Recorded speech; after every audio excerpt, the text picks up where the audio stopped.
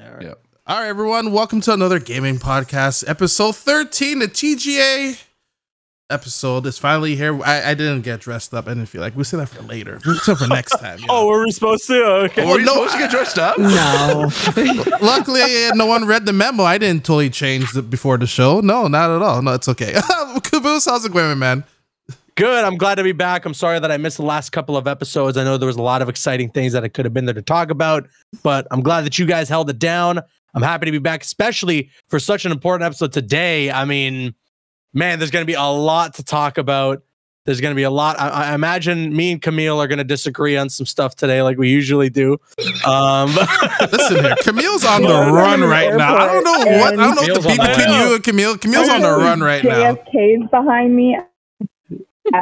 Yeah, people at JFK are going to really hear a passionate argument about why Death Stranding 2 is going to be the best game of the Game Awards. What happened was Camille said she liked Death Stranding, and then she realized, like, oh my god, I gotta get out of here. You know, she's like, Yeah. Why do I gotta get on the run. Death Stranding is getting name dropped.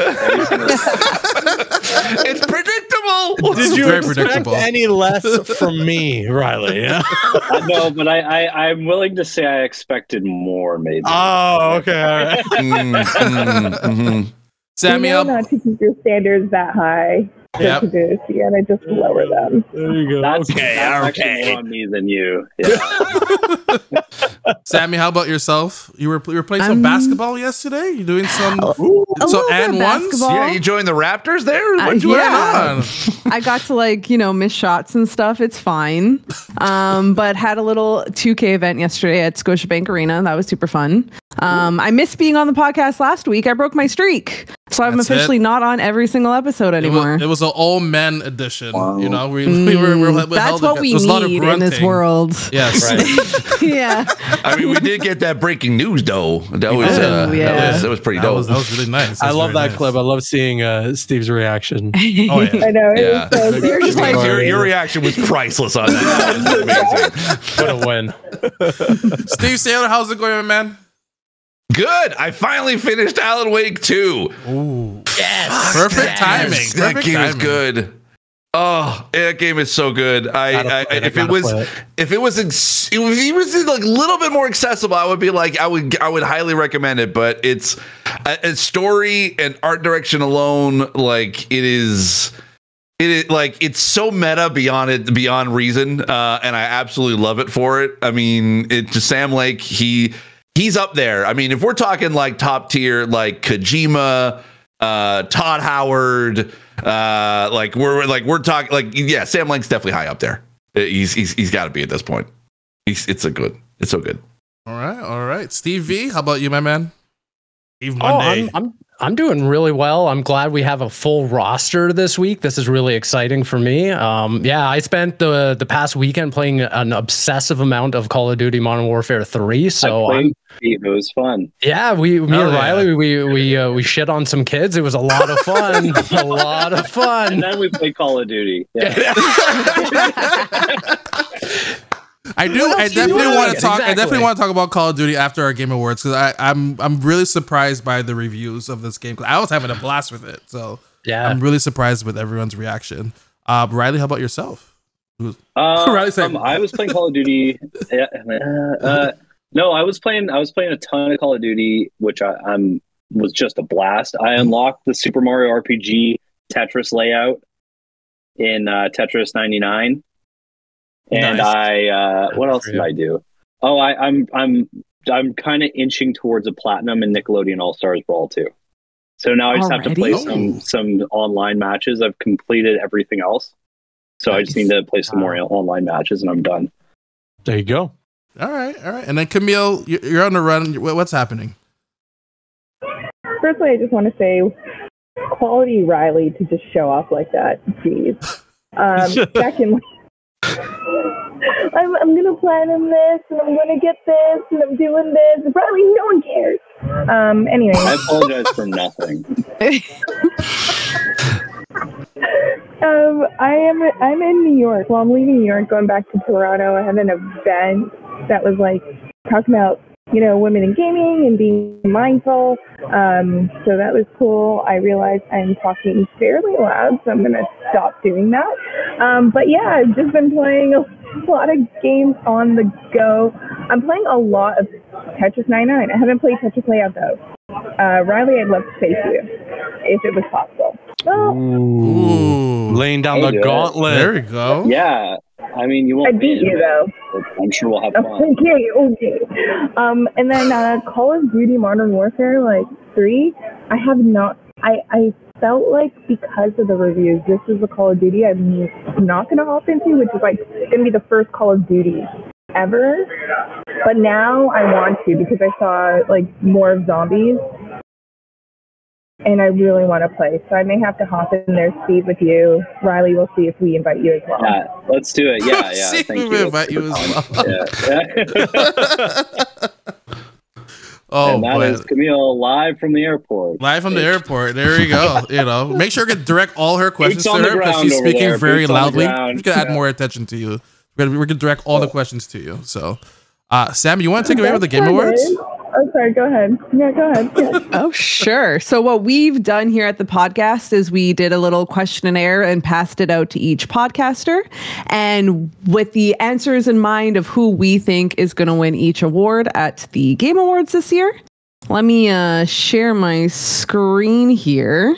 It's going to spoil the first one right off the bat, but we got some interesting... Which one's the muted one? Is it applications or screens? I'll just manually mute whichever after that. I don't remember. But this is the compiling list that we have. So obviously the first one is already ruined, but we'll start there. All right. I will say that a lot of us, actually there are some that are very close with a lot of us, and one person would vote something else and it completely ruined all of our synergy, but Classic us. Classic us.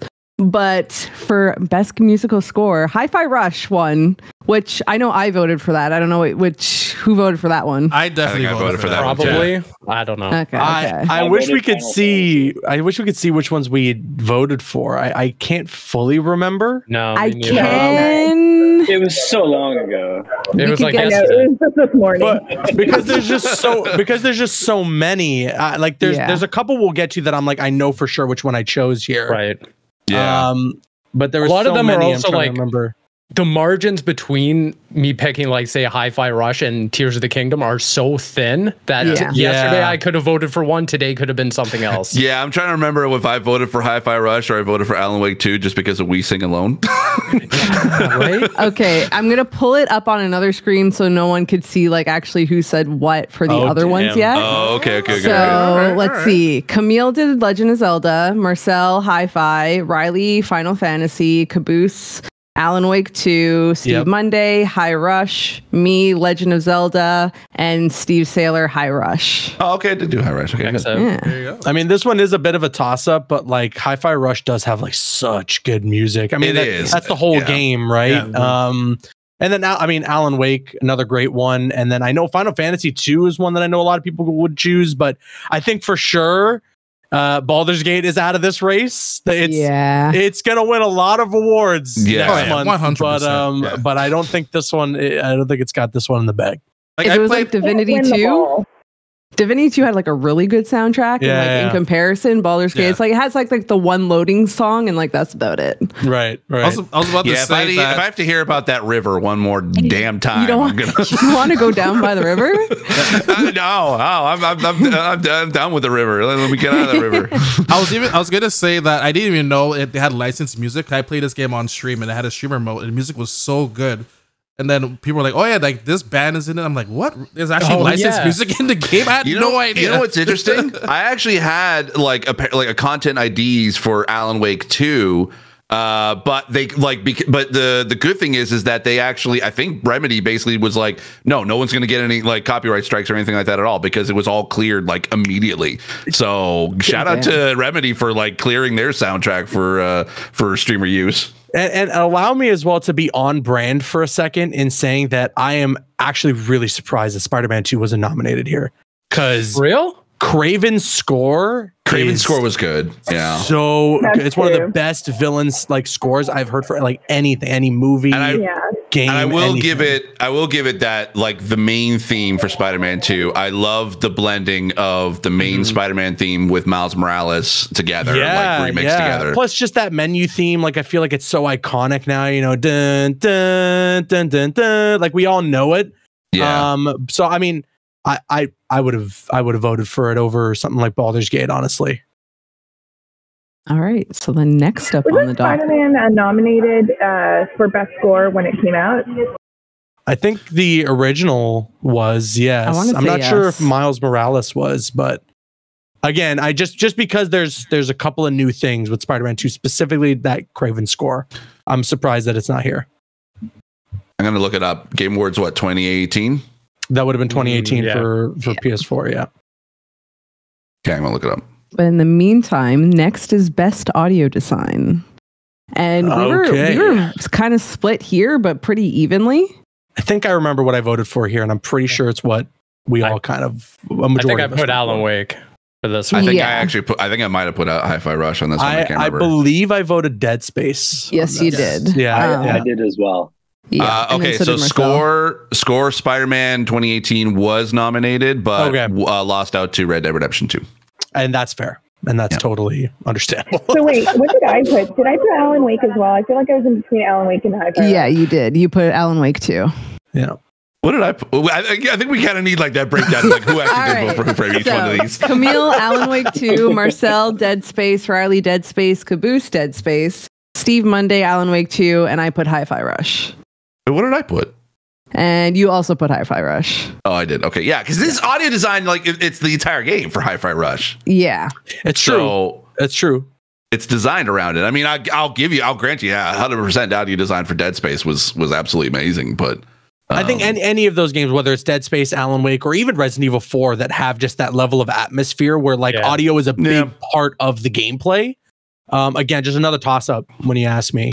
I noticed that like basically there's like 3 horror games on this list. Yeah. And we basically chose 2 of them as being best audio design, which makes sense. Right. Yeah. As a genre, like music's so important. So definitely makes sense. For sure. I mean, Dead Space for sure, but it's like, I don't know. Like, because Hi-Fi Rush, I hope wins a bunch of awards, but is this the only category that Dead Space is in?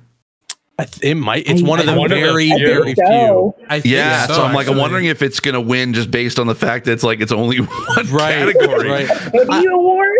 I do love though. I mean, like in Hi-Fi Rush. Yeah. I love in Hi-Fi Rush just like the way you time those hits and like the way that like the music's kind of going with it. Like it's so addicting, the gameplay, and it's just so much fun. It's part of the game. Like it's like part of the gameplay. You're right. It's the DNA of it for sure. Yeah. Look at Hi-Fi Rush being Microsoft's big game for this year. I didn't know I was going to vote for them as much as I did, but yeah. Next up, we got Best Performance. No, this is Yuri's year. Hold on.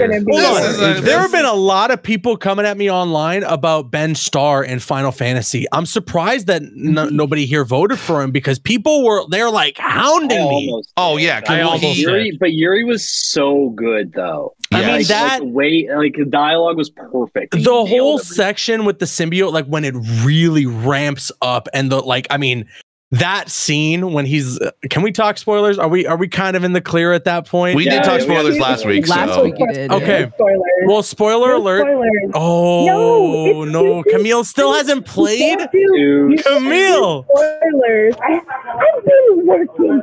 She's at the airport. What do you have, a job or something? Okay. Anyways, I won't spoil it. But Yuri Lowenthal does a really good job. Like for me, this is a lock. Like this is a lock for Yuri. It is a stacked list. I will give it that because Melanie and Alan Wake did really great. Obviously, Neil playing Asterion, like everyone loves him and his voice. Ben Starr, I mean, he did just win the Golden Joystick for best performance for his Final Fantasy 16. Idris Elba, I mean, he's good. He's really, really good, but I don't even know if he's even going to be at the Game Awards. I feel like this is totally like we need to get an actor out here. I wonder, but like Yuri, this is definitely like I think it's his year. He lost out to Roger Clark and for Red Dead Redemption 2 back in 2018. And the other person that was in his category as well was Christopher Judge for Kratos, and Christopher Judge won last year. He didn't stand a chance that year. Yeah, so Yuri, I think this is his year. I think too, when you compare it to like 2018 Spider-Man, like there's just so much more in the performance this time around. And it's very different from what we've seen of him, which I really, really loved. He went all out. He really gave it his all. And you can tell too that there were times where I absolutely probably could have heard his voice. Like this was it was a hell of a performance. He made being affected by the symbiote a lot more believable. Like when I watch Spider-Man 3, like you don't believe Tobey Maguire is like affected. Like it's just he's kind of fun to do. This one, it's like you empathize with Peter when he's like in the symbiote. Like it's like, oh no, it's not like cringy angry. Yeah. So I hope he wins. Say though, I just like it's so great that the best performance category is actually really stacked. Like these are all really great performances. 100%. It's just great seeing like actors like celebrities. Idris Elba in there, although he's not going to win, but just in there. In the industry doing this thing. That's pretty cool. And I will say if you even go back, like even to like I said, I think I'm looking at all the like the best performances, and like 2018 is pretty much the only full stacked year that I've been seeing for best performance. And we had Roger Clark, you had Brian Deckard from Detroit Become Human, Chris Judge for Kratos, Yuri for Spider-Man, and Melisandre the Matu, or I can't pronounce the last name, I apologize, but it's Cassandra from Assassin's Creed Odyssey. Like though that's a stat category. I think you're right, Camille. I think this is a great year for performance for sure. Hopefully none of them talk for like 10 minutes, like Judge. So like Chris Judge. He deserved that, okay? But he made Al Pacino stand there for that long. For a very long time. Those strong knees. How many Steam Decks were handed out during the speech, by the way? Yes. I love that he was talking for so long that the music trying to play him off became like an epic. It sounded more triumphant than it did like, okay, get off the stage. Control the room. He was like, "No, I'm just standing here," and then the music would die down. It was so good. Being in that room with that happened, it was like, it was hilarious. It was so funny.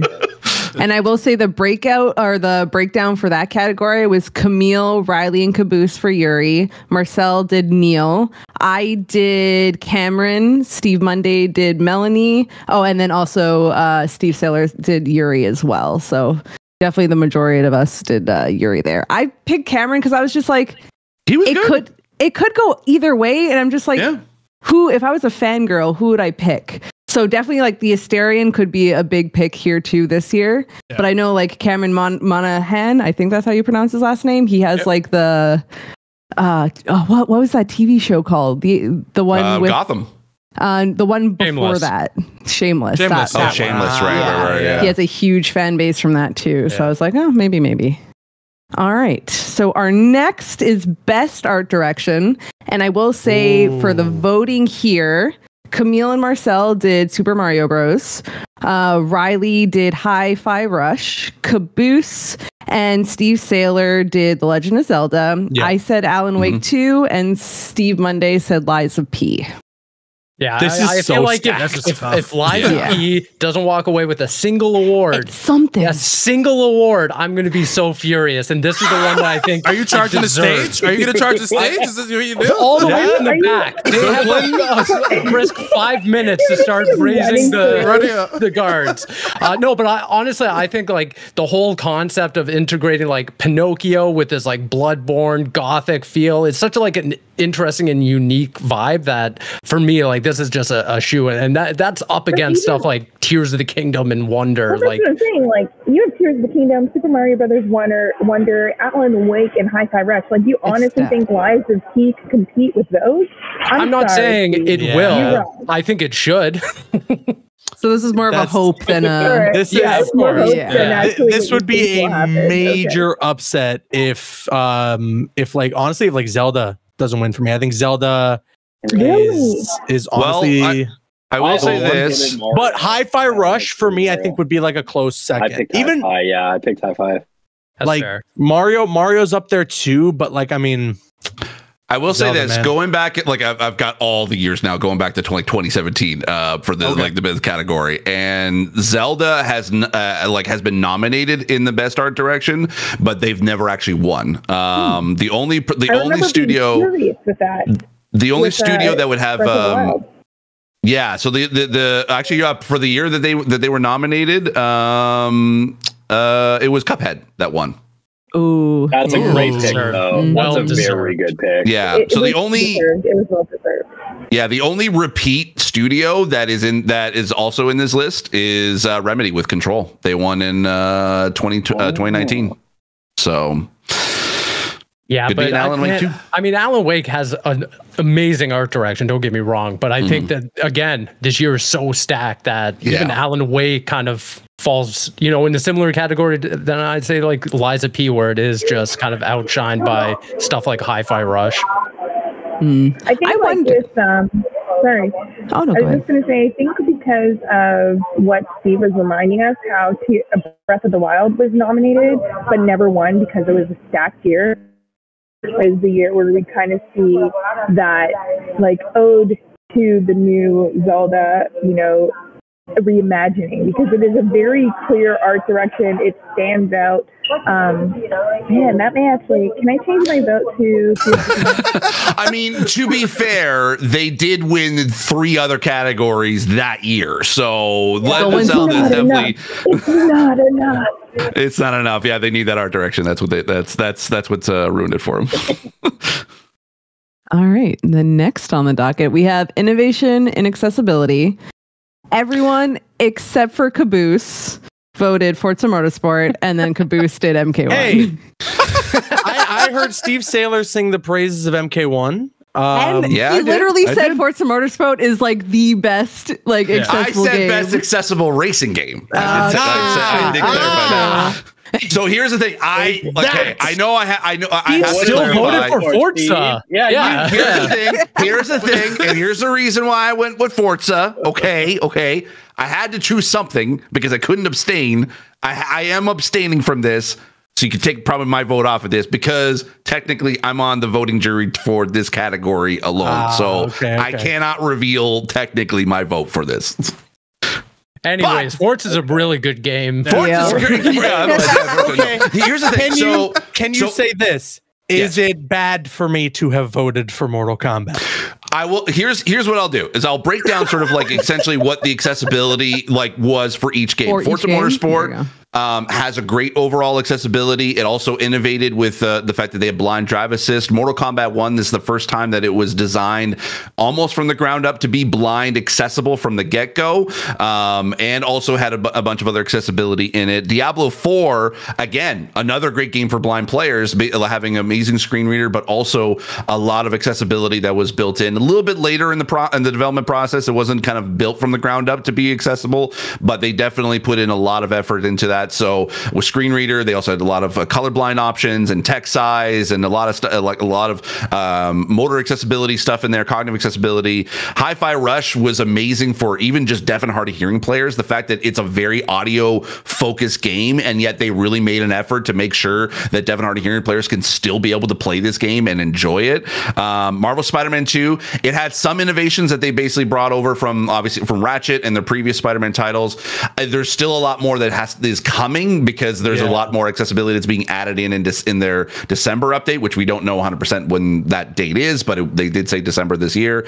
And then Street Fighter 6, again, another fighting game that actually was really accessible from for a lot of different players. Not as accessible for blind players as Mortal Kombat 1 was, but so if you had to choose between the two fighting games, I would kind of give the edge a little bit more to Mortal Kombat 1. But Street Fighter 6 was amazing for its progression for disabled players to be able to jump in, play the dynamic fighting style, and then be able to upgrade to the modern and then the classic. It really gave you a great way to be able to progress as a disabled player, to be able to get better and practice as you play. Like the theme for this year is a lot of these games are not like basically accessibility on rails, which is a lot of games that, of late. Essentially, they kind of lead you through the main sort of golden path of the game.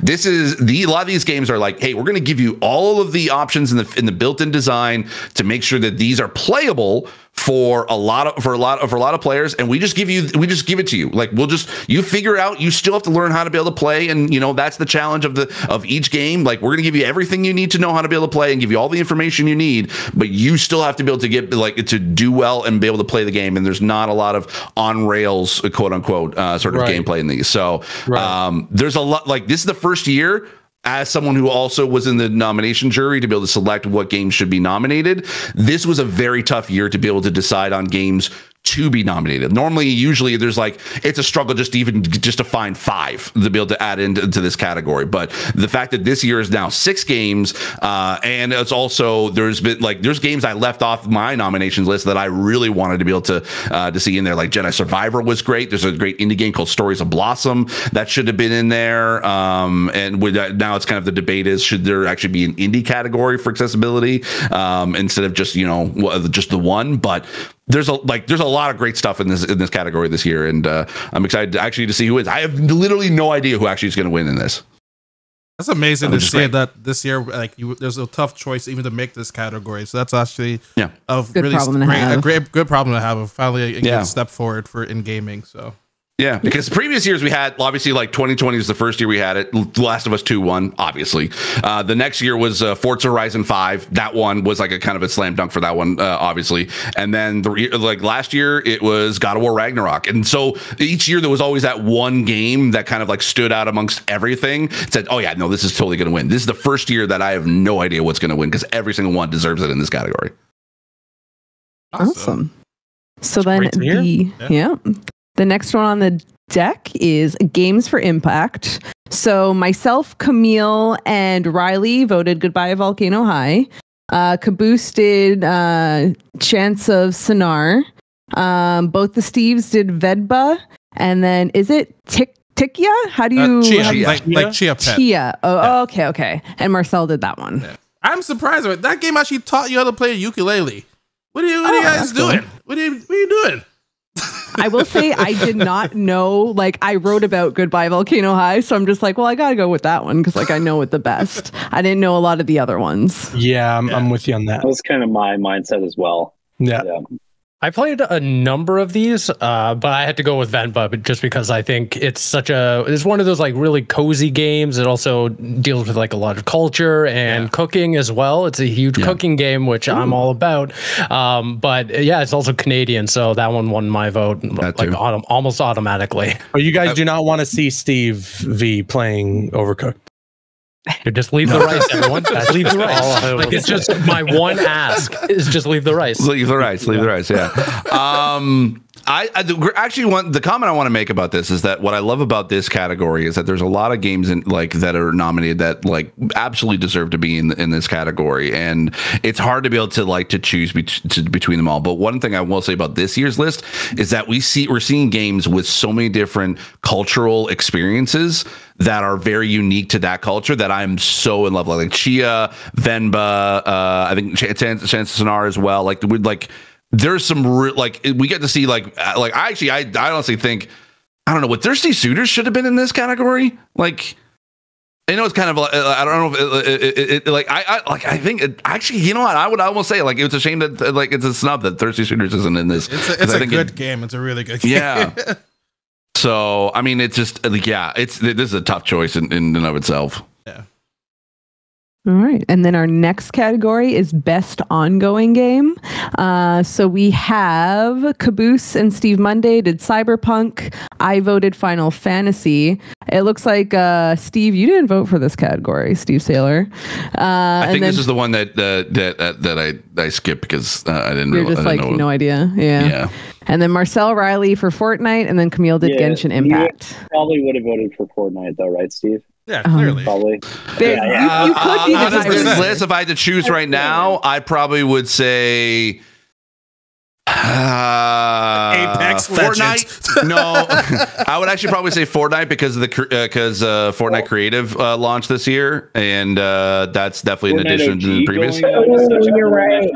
Yeah, I think this might end up being the Gimme Award for Cyberpunk. Steve also here's the thing, though. It's not an ongoing game. but It's they not an ongoing fixed game. it. They fixed the game that should have been fixed in 2020. I think Cyberpunk's gonna win the other category. That way. They should have exactly. I think Cyberpunk's gonna win the next category. Here's the thing: most improved for Cyberpunk, 1000% yes. Best ongoing game, 1000% no. No. All right, It's but ongoing. Yeah, you gotta look at the beginning to the end. It wasn't a strong beginning. But Riley, if you're talking about it should have been the game that it launched as, we're praising Fortnite for doing the exact same thing, which is, hey, we're just bringing people back to day one. It's called Fortnite, OG Fortnite. They keep constantly adding more. And it begins. Here we go. Cyberpunk, they keep adding more. Cyberpunk, they continuously improved upon it, and it's only gotten better ever since it's launched. Yeah, It should have been It has to get better. They were at the ground. They had to get better. This game wasn't necessarily. This game wasn't meant to be an ongoing game. All right. We're putting drinks on this one. I'm seeing you guys at the Game Awards in December. Oh, this is drink number 2. This is number 1. This is second round. When Cyberpunk wins this, because Fortnite and every other game on this list is going to be nominated every single year. I think Cyberpunk could, but I don't know. Like, Cyberpunk's not winning. Cyberpunk's winning the other category. That's what I'm saying. I think like Steve Saylor has a point though. Like, even though Cyberpunk is adding things to the game, yes, the Phantom Liberty, great, awesome, Idris Elba, we love him. But like that whole Epic creator, it is so robust and allows users to do so much. Like, I think that is more impactful than any of the updates Cyberpunk has been doing. But so like, I have looked back. Elba. So I have looked back, and so Fortnite. So Fortnite has been nominated in this category since 2017. They only won in 2018 and 2019. Final Fantasy 14 kept winning the rest, and then there was like outliers like No Man's Sky, and I believe I'm just going back here. Overwatch was one.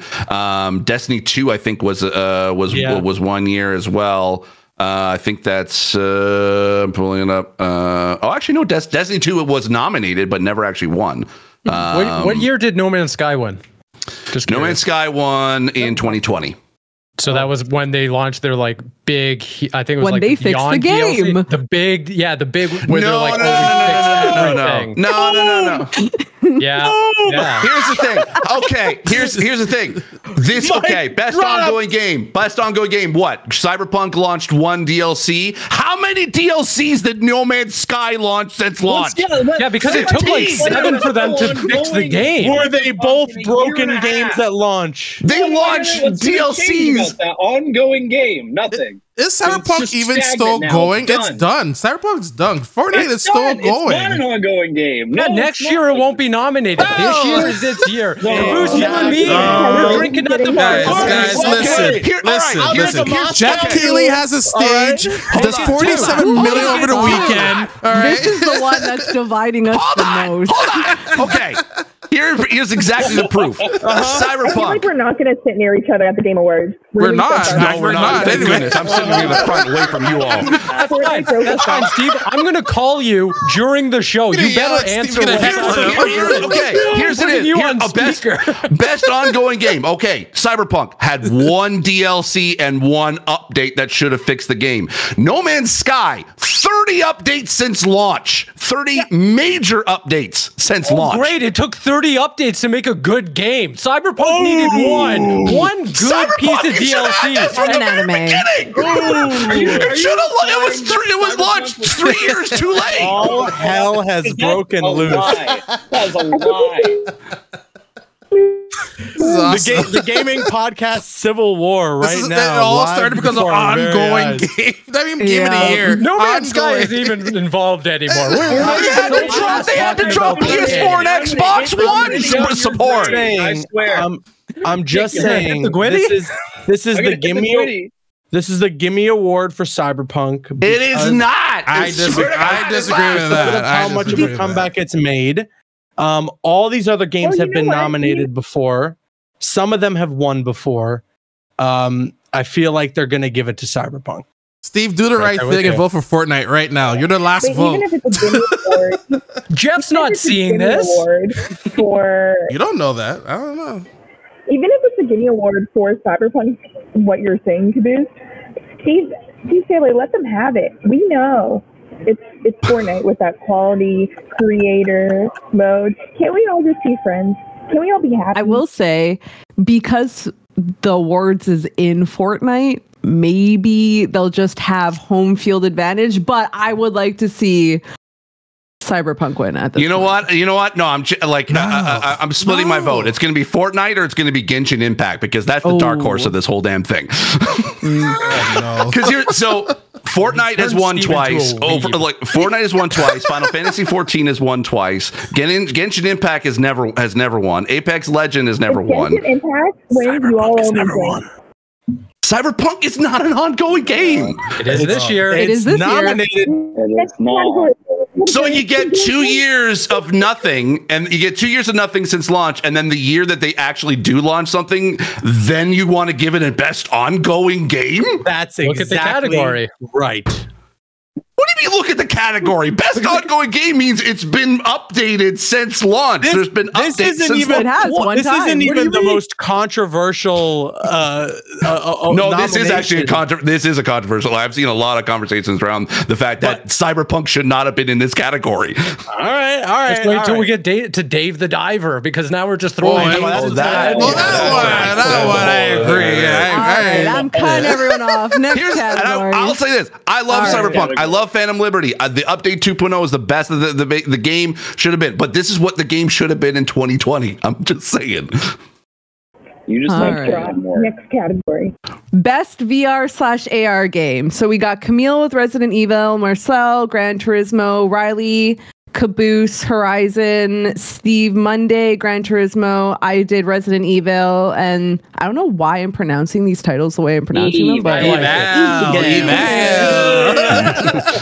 and then Steve Saylor, Horizon Call of the Mountain. I mean, Horizon's definitely the one that's like very technically impressive on this list, but I also I wouldn't mind if Resident Evil were to take it. I love me Resident Evil in VR. I think it adds so much to what is already like such a great atmospheric kind of game. But again, I honestly I haven't even seen too much from Call of the Mountain, but it just looks to be the most technically impressive VR game of the bunch. I mean, Call of the Mountain. Sorry, go ahead. No, I was just going to say, this is one of the hardest ones for me. I played all except for Humanity, and yeah, but it was kind of like a split shot between Horizon, Gran Turismo, and Resident Evil Village, only because of, again, how technically impressive and immersive each one is. I ultimately just went with Gran Turismo because I just look back on what each game gave me as a visceral feeling the first time I jumped in, and Gran Turismo blew me away by just sitting in the car, and as soon as you take off, you're like, oh, this might as well just be driving in real life. That's just how it feels. Whereas Resident Evil Village, I think, was almost there. It was 90% there, but there was a little bit of jank when you get tossed down or in cinematics and stuff like that. And then Horizon, almost wanted more from it in some ways, but all deserve to be here. And it's very funny. It's all just the PSVR 2 game. So Yeah, pretty much. Yeah, very good game selection. So I will say this, best VR for previous titles, Resident Evil, basically the year that they came out with the VR mode is the year that they won. So I could definitely see, like, I could see all three of these. Like, honestly, Gran Turismo is amazing in VR.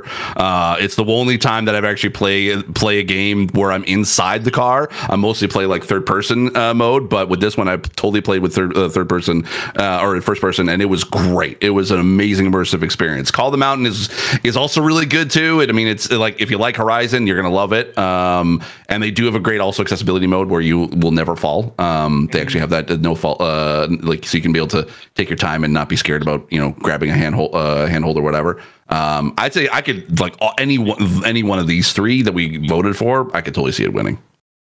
Yeah. I'm just gonna say, if Gran Turismo doesn't win, Village is gonna win because of Lady D. That's what I'm saying. That was what I was thinking. Like, she's not in the game, I don't think. No, she's not. She's not in that one. But there's enough. In Village, she's in Village. Yeah. Yeah, and she's in Village. Yeah. Okay. That's what she wasn't in that the one. spooky vampire lady. Yeah. The first thing, yeah. You know, that's the reason why I got it for VR. She is even more tall than you would ever imagine. Like, she's isn't she like 9 feet? All right, guys, I gotta go to PlayStation VR. I'll see you guys. Okay, yeah. I gotta go. Caboose, do your homework. Let me just research on this for a minute here. It's like research. Ridiculous. Hold on, height. I think she's taller than Nemesis. She's taller than Nemesis. 9'6". Yeah, she's a tall vampire mommy for sure. Yeah. Mm-hmm. So mommy being the operative word there. All right. So the next category, we got best action game. The split here was Marcel, Caboose, Steve Monday, and myself did Hi-Fi Rush. Yep. And then Camille, Riley, and Steve Saylor did Armored Core. So I just have one flag on this. I'm surprised Final Fantasy 16 didn't get nominated. That was also my surprise too. Because that was like such a great action game. Oh my god, yeah. Boss battles. But like, I know a lot of people were even surprised they didn't get the Game of the Year nom, which I mean, I guess we'll get to. We'll definitely talk about that. Yeah. We'll get there. But then it's weird because they have best action game and then they have best action / adventure game. Yeah. Right. So, I mean, I don't know how these two categories are entirely different, but I mean, I guess maybe it's just the size of it. But yeah, for me, it's Hi-Fi Rush. I freaking love Hi-Fi Rush. Wait, what's that, Camille? These categories doesn't make sense because how does the categories don't make sense because how does Dead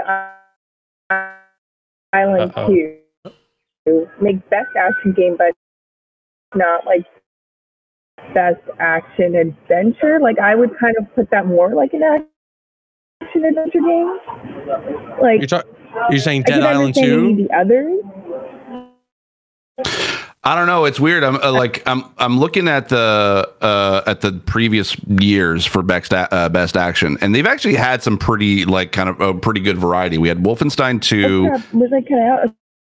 Okay. Yeah, I think Jeff Keighley's trying to silence you. We heard you talking. Yeah.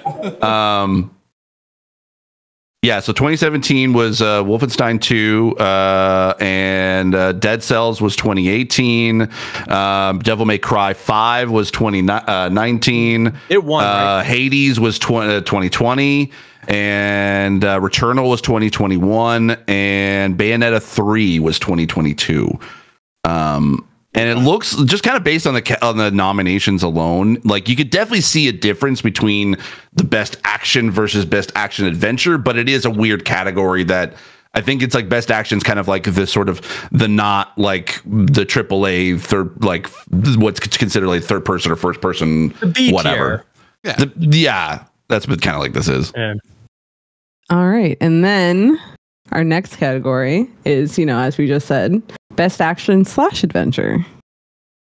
So we got the breakdown here. Camille, Caboose, myself, and Steve Saylor did Spider-Man 2. Marcel and Riley did Zelda, and then Steve Monday did Alan Wake 2. Is Alan Wake 2 like an action adventure? Adventure, yes. Action, kinda. Okay. Yeah. But Spider-Man 2 is going to win this one. I think it has a really good chance. I totally agree. It could totally win. I was like trying to pit because my two front runners in this category were Spider-Man and Zelda. And I was like, if they were just to go head to head, I was like, I think Zelda might get the nod, just based on how well it was received critically. But I could easily see Spider-Man. I almost picked Spider-Man. Yeah. Even just looking at this list, I'm like, I kind of wish there was a little bit more like love overall for Jedi Survivor in the nominations this year, because that was actually a really good game. I don't know if it like did anything better than Fallen. I mean, it did a lot of new stuff than Fallen Order, but I think there was a lot of really fun action adventure moments, and I'm kind of I don't know whether it's going to get the pity vote or Spider-Man just going to win it by a landslide. I think Jedi Survivor ended up falling under the same umbrella that the first Spider-Man game did, where it just came out in a year where it stacked up against so many like insanely good games. And like Jedi Survivor, it's good. It's just compared to like an Alan Wake 2 or Spider-Man 2 Zelda, it's just so difficult to want to choose Jedi Survivor over them. Yeah. I think the other thing going into it is that, again, 2023 is such a strong year with so many bangers that Jedi Survivor came out, and depending on what platform you were playing on, was not the experience. That's the thing. If each of these games did not have these games to go up against, it would be the winner in this category. 100%. I'm right there with you. But for me, when you have like games like Spider-Man, even Alan Wake and Resident Evil 4, and then you had a game for me, I played on Series X, and you could barely even get 30 frames for Jedi Survivor. I'm like, there's no way in hell I can even rationalize voting for this in any kind of category. Yeah, it's so weird because I like you keep like I had zero issues with playing it on my Series X. It's okay, Steve, because next year they're probably going to add DLC for Jedi Survivor, and then me and you can vote for Best Bongo game. Yeah, okay, fine. Yeah, for sure. There it is. Got him. Gosh, you're right. Okay, yeah, sure, right. I think one thing for the Star Wars game as well is like it was so early on, and like Spider-Man, Alan Wake 2, it's very fresh on people's minds. So going into voting, they're going to be like, "Oh yeah, this is like the last thing I played, and I really liked it." So I'm going to vote for that. Recency bias. Part of that is so tough. This happens with like the Oscars as well, but where like sometimes there's a really good movie that might come out earlier in the year, but then it kind of like exits your mind as you end, like as you get towards what is most notably known as like the awards season, you know, like a lot of those big games that you expect almost to be nominated for Game of the Year, they're either dropping in the summer or the fall. And that's why like some games, they kind of get lost in the shuffle. I mean, that's, I think as well, why Dead Space didn't get nearly as many nominations as it honestly, I think deserves. That was for a lot of people, started the year off with such a big bang, and everyone was like, "Oh my god, this is Game of the Year contender already!" Right? Yeah, so I think the outlier in that scenario is Hi-Fi Rush, because I think for everyone that exact same thought was going through their mind, where it's like the recency bias is so stacked against Hi-Fi Rush. Everyone's like, okay, go back to January or early February when this game came out. What was that feeling in that moment? Because otherwise, Hi-Fi Rush could definitely be a game that slipped through the cracks. Right. So when Spider-Man was nominated for Best Action Adventure, it did lose, but it lost against God of War 2018. So it I think that has obviously a pretty good chance of winning this year, because I'm looking at the other categories and like they're all stacked. Like God of War for last year, Metroid Dread for the year before, Last of Us 2, Sekiro, God of War, and Legend of Zelda Breath of the Wild for 2017. If Spider-Man wins the action adventure category, does that qualify them to make a Game of the Year edition of Spider-Man 2? Because they're obviously going to do like DLC or something like that for the game, so I imagine they're going to sell a Game of the Year edition, if you will. I'm sure that'd be cool. I wonder if that's that's the way they maybe they'll release it next year as part of their port to PC Game of the Year edition. I mean, that's not happening. and then it'll get nominated for best ongoing game. There we go. There you go. There you go. There we go. Perfect. Oh man. All right, next category. This is one out of the 2 categories that we all agreed upon. Okay. And it's best RPG. Oh, yeah. Oh, look at that. We need to have a conversation about this. Yeah. You know what? All I gotta say is rip Starfield. The only category that could be nominated for. I'm glad at least it got a nomination, because that's another one, actually, surprisingly, that kind of like exited the public conscious not too long after it came out. But it was just because from September to the end of October, there was maybe like 62 games that came out. Yeah. So it's tough. Yeah. It is. And again, it's one of those years that you go through this category, and if it was any other year, one of these games would have been the surefire winner. Like Starfield would have won last year, for instance. Yeah. Baldur's Gate 3 was the dark horse this year. Like, no one gave that a chance back in August when it launched, but it's true.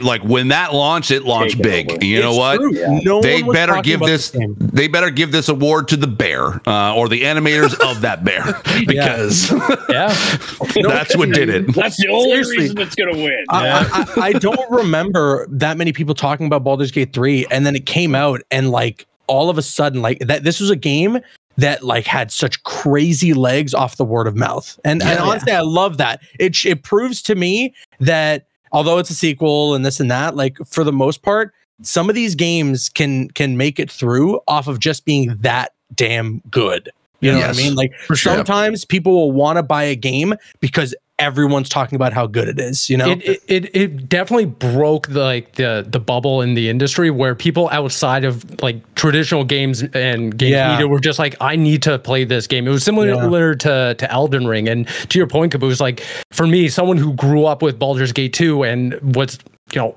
this was a highly anticipated game. I was like, yeah, I'm happy for like me and 5 other people who are D&D nerds that will play this game this year. And then all of a sudden, like, people who had no right to play this Becky game on Facebook, or it's like, like, I be playing Baldur's Gate. Is that a game for me? I was like, what are you talking about? What, you want to play Baldur's Gate? And it just snowballed from there. Everyone. I think like part of it as well. I think it was, like, again, I know I'm joking about like the bear scene that got sort of very highly like shared about on like and memed online. Definitely went viral. Yeah, but I think part of it wasn't necessarily just because it was like, you can have sex with a bear, but I think it was the fact that it was like, oh wait, there's like, if this is like, there's so much choices, and there's so many choices of what to do in this game, that this is an option. Like, it just sort of it kind of made people sort of think about, oh, what the heck else? What else can you do in Baldur's Gate 3? And not even just like a in the gutter sort of way. It's like, what else can you do? And then people started to discover it, and I think with it, like, it had a slow. I mean, it definitely had a lot of people sort of playing it at launch, but then it started like, it was word of mouth 1000% from there on out. Everyone was playing it. Everyone was streaming it. And no matter what stream you went to, everyone was doing something different that you would not have seen before, because of just how much breadth there is in this game. I currently even have friends right now who already finished it, and they're trying to find a reason to go back to it. Like the game, there's people that are doing multiple playthroughs of it. So. It's definitely a game that's going to stand the test of time for sure. Like, I have been playing this game, Act 1 at least, since December 2020. Like, it was early access. Act 1 was out. That's right. And like, I still I could keep playing. There's so many new things you could like test out, different ways of like doing certain fights, like 50 times over. That is it. I mean, technically, yes. Here's the thing, though. Imagine alternate timeline. Imagine if Stadia did not get shut down. This would have been the ultimate. Like, you got to get Stadia to play this game. Similar to Cyberpunk, this year's ongoing game. Sammy, what's next? Of course, because the fact that they dropped PS4 and Xbox One support, that's a best ongoing game right there. Like, people, All right. Next category, we got best fighting game. The breakdown for this, we had Camille. Wait. I know who voted for Nickelodeon All-Star Brawl. I wonder who it could be. All right, you guys got me. You got me, guys. You got me. No, oh, really? No, it wasn't. Oh, no, it's Riley. I'll let you know if you're right. It's Riley. Nope, it wasn't. I would guess it's not Riley. Really? It's not Riley. Not me. I would have guessed Riley I wish too. we did now. Who did? Damn. So we had Camille, Marcel, Riley, and Caboose do Street Fighter 6. Yeah. Me and Sailor did Mortal Kombat 1, and Mr. Steve Monday over there picked. Wow. Love it. I'm down for any kind of Smash clone. Any kind of Smash clone, you're getting my vote. Yeah, I just want Smash, man. No, I just want more Smash. See, that's why I thought it was supposed to be Riley who voted for this. It's Street Fighter 6 because I just thought on Metacritic and stuff, it just had the higher reviews. Yeah. So I feel like people might lean that way. Yeah. I mean, I know for some people, they might be surprised that I voted for Street Fighter 6 on this one, but I'll be honest. As much as I love MK1, I've been really addicted to it again, especially now with Omni-Man. Like, he's so much fun. They did such a good job with adding him in as like a guest and like honoring where the character's source material is, where it comes from and all that. But man, like, execution's pretty so good. Yeah, that so train. good. Yeah. But there's just there was some stuff from some really key elements to the game that were missing day one, and it's truth be told had quite a rocky launch and all that controversy as well about the Halloween fatality costing $12 and things like that. It's been really tough. It's been a tough road for MK1. Honestly, I'm sure this will be best ongoing game next year when they fix it and add a ton of DLC and stuff like that. And we get to Combat Pack 2 and if they ever end up doing like, are we just going to call best ongoing best improved? Because I'll be okay with that. That's fine. Let's call it best improved. Yeah. Yep. Yeah. But yeah, I mean, just for the most part, Street Fighter 6 was it was everything that everyone had been waiting for so long. And it took all of the things that people maybe had like feedback for with the last game, and it's so well refined. Yeah, I'll even add on to that and say that people who were normally not into fighting games, they wanted to play Street Fighter. They're like, "Oh, I'm going to pick it up," because just from the beta or just how the game was presented itself, they wanted to jump in as well. Yeah, I'll give it. I mean, it's Turtles in it too. True. I did actually love playing Ninja Turtles in that one. I mean, Nick All-Star would have got my vote. It didn't take Cat Dog. That's what I'm gonna say. Yeah, that was the main reason. So, yeah, cutting Cat Dog's pretty disappointing. Yeah. I would say, I mean, either or Street Fighter or Mortal Kombat. I think definitely they deserve this win no matter what, if either or wins. But I mean, even though I did vote for Mortal Kombat 1, I mean, like, Street Fighter 6 was also just really good too. It had a lot of variety of stuff to be able to do in that game too, and like and I would say, though, if like we had to choose between like single player campaign, though, I think Mortal Kombat is definitely much better. 100%. Oh, 100%. Yeah. When it comes to story content and all that stuff, like, NetherRealm has pretty much been king out of all the people who make fighting games. But when it comes to the actual, just the core thing that everyone's getting these games for, I feel like Street Fighter 6 really knocked it out of the park, whereas MK did a good job, but there were just a couple of things missing. Yeah. Street Fighter had all the Ninja Turtles, just saying as well, even though it came at a ridiculous price. Yes. Street Fighter had every single Ninja Turtle. It's true. Yeah. Mm-hmm. All right. Next category. Nick is adding Rocksteady. We got best community support. The breakdown for this was Camille, Riley, Caboose, and I did Baldur's Gate 3. Marcel did Cyberpunk. Steve Monday did Final Fantasy, and Steve Sailor said Destiny 2. So I will have to clarify. Yeah. I will have to clarify the reason why I chose Destiny 2 in this. The reason this is the nominations had to be submitted before the layoffs that happened at Bungie. Right. And I know this was definitely memed online as far as like kind of read the room sort of deal.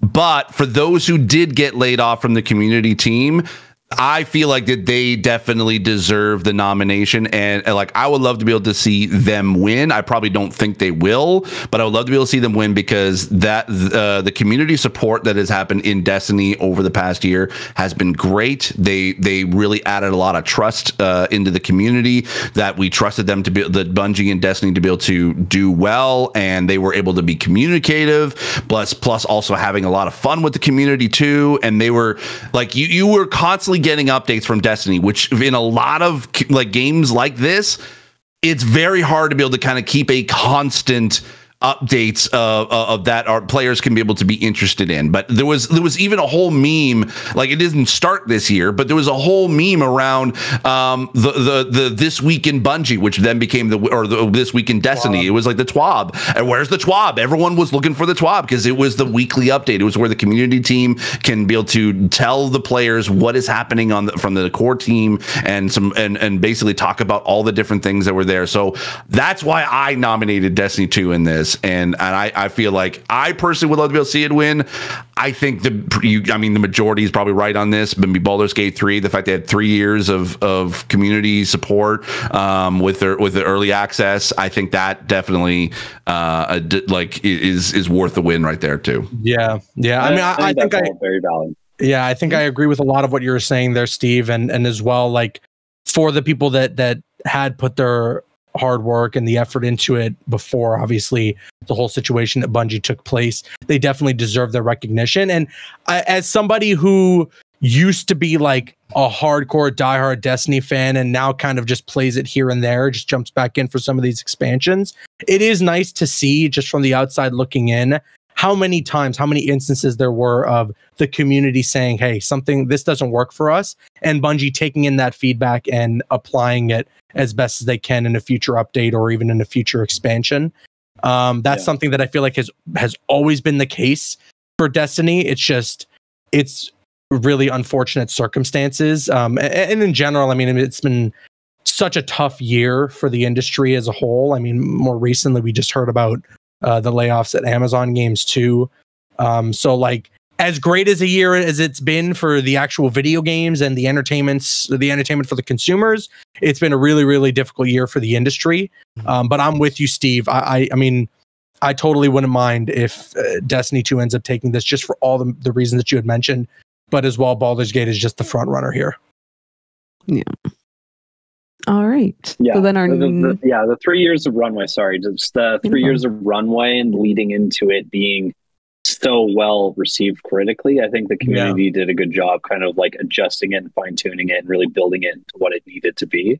Yeah. So it's like just all of that work and effort is fine. I think I voted for Baldur's Gate because of it.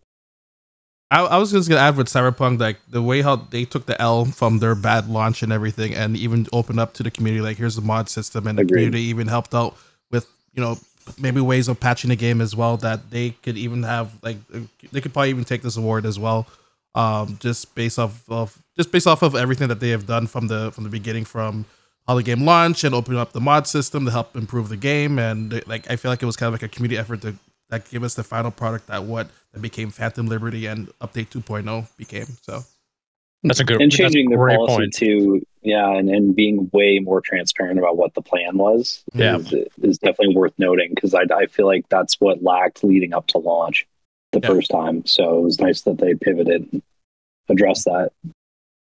Yeah.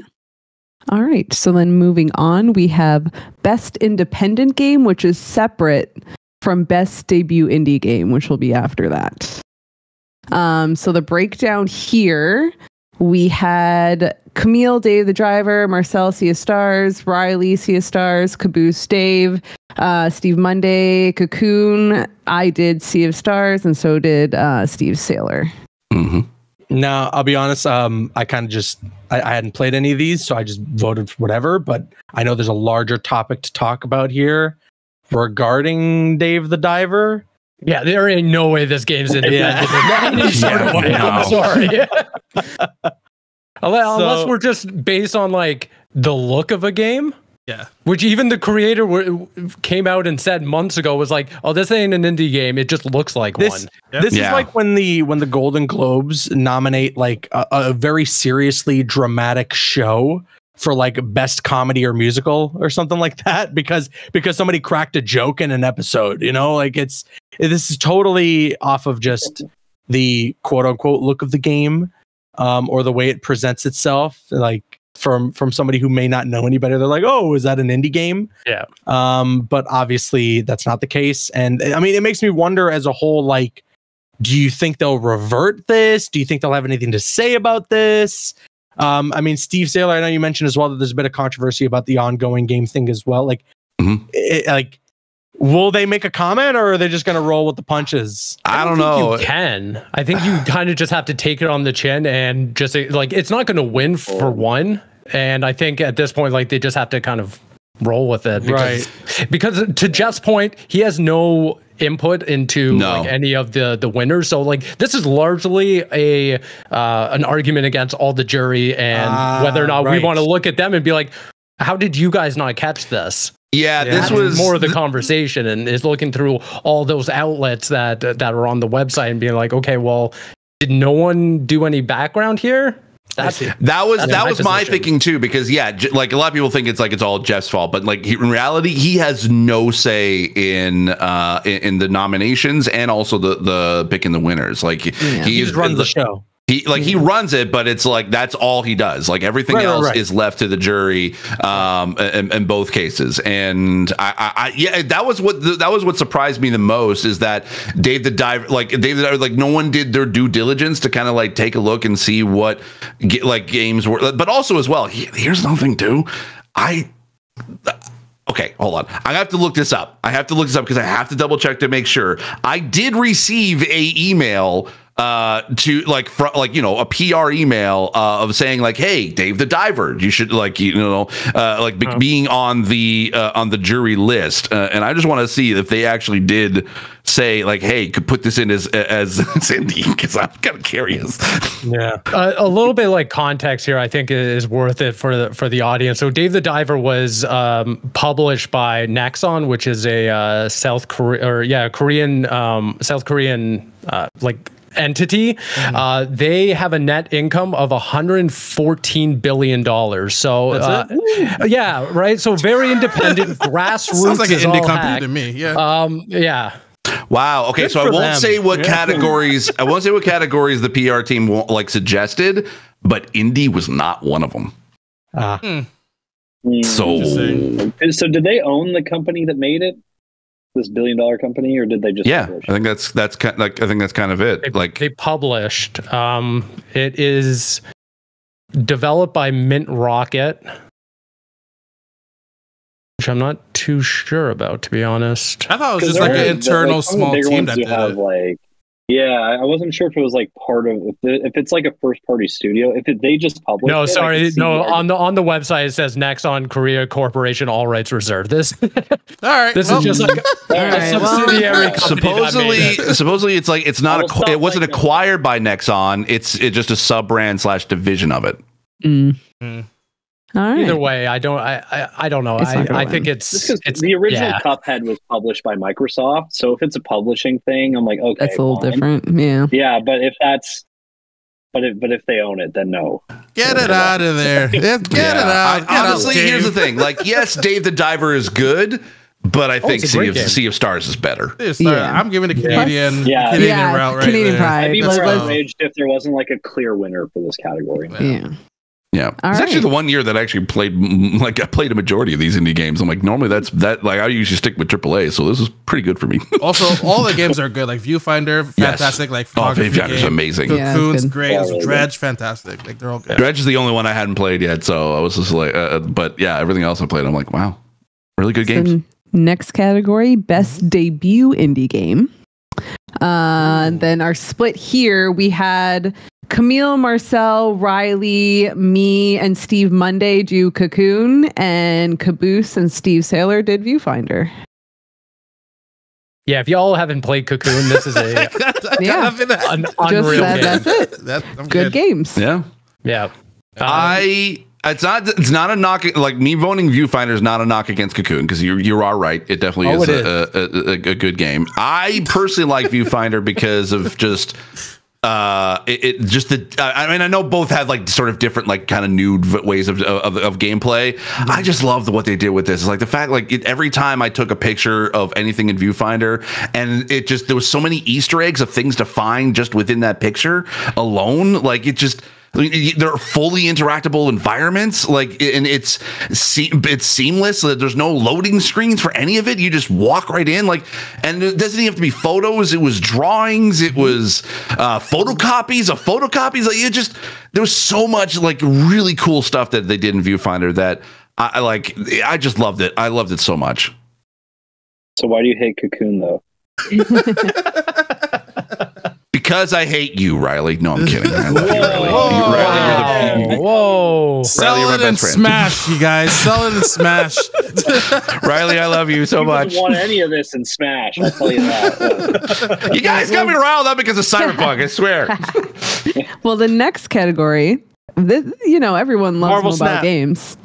Not on the list. Where is that? That should be there, honestly. It should be on this, yeah. I mean, I think it's 100% correct. Marvel Snap it's definitely won a year before, hasn't it?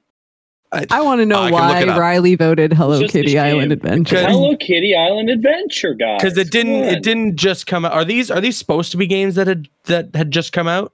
Or like rather within the last year? No, these are all 2023 games. Okay, so then Honkai's been there for a million years, though. Dude, Honkai, I've seen so many ads if they don't win this. Yeah, I'd be that's why I voted. Me and Marcel did Honkai Star Rail, and everyone else did Final Fantasy. Fun to say its name though. Yeah, Honkai. Oh, you know what? No, Marvel Snap didn't qualify because it won last year. Yeah, okay, so that's fair. It should be an ongoing game at least. It can't be a two-time. It can't be a two-time champ. You know, okay, but you're right. Snap, You're right. Snap does qualify. Snap continuously. It has new seasons every I think it's like a month. Yeah, but like mobile games are never in that category, and that's fair. But Snap I think is the game I put the most hours into this year. Sure. So wait a minute. Snap is also a PC game. I'm just gonna say it. It is. Yes, it is true. Marvel Snap could have won because it won last year, but Honkai's been there for like 6 years. I feel like. Which one? There was like a new one this it wasn't nominated last year. Sure, this wasn't an app update. I remember seeing the trailer at Summer Game Star Fest. Rail came out April 26, 2023. Yeah, it was they had an old one. Okay. Honkai.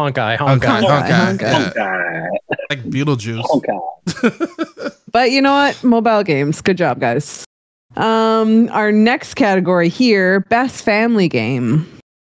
Everyone except for Steve Saylor voted Super Mario Bros. It's gonna be Mario. This is the Nintendo. It's the Nintendo category. Yeah.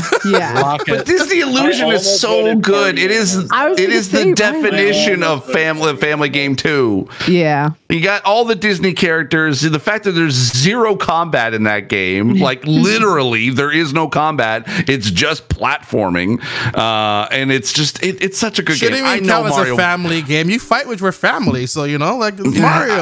Here's the thing, I know Mario's gonna win. I know 1000% Mario's gonna win. But Disney Illusion Island, I am so happy that it got nominated for this because they did a really great job with that game. I think what I'm most surprised by was that Riley didn't vote Party Animals. I think he saved that. I think he saved that for the other category. I kind of want to win. Yeah, we're playing for points, right? Real with myself. Oh, is this how we're doing it for points? Oh, fuck! I screwed up on that one. Then. Dead in the water. I would just vote like, oh, okay. I didn't realize we were. Like, then you would have voted for Cyberpunk. Yeah, exactly. Yeah, probably. Yeah, hedge my bets. We got him. Caboose. Hedge my bets because you gotta lose some, you gotta gain some in other areas. So there we go. So I had to. Flip it and chip it. Get it out on Twitter. We got him. Yeah, we got the clip. Man. All right. Next category, we had best sim / strategy game. So we had Riley, Caboose, Steve Monday, and myself did Pikmin. We got Marcel, Fire Emblem. Camille said Advanced War 1+2. And Steve Saylor said Cities Skylines 2. This was a throwaway vote for me. I had never played any of these. I just really like Pikmin 4, so that's why I picked Pikmin 4. It was good. I have no problems. So good. Yeah. And I got nothing to add there. Yeah, nothing much to say That was there. so Next. peaceful for a strategy category. Yeah.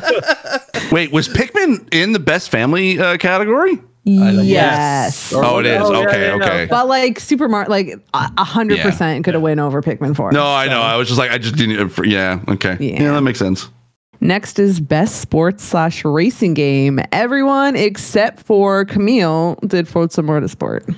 That's why she's on the plane. That's why she's on the plane. What the hell you voted for that? That's why she's on the run. That's why she's on a run. You vote for FC? Get out of here.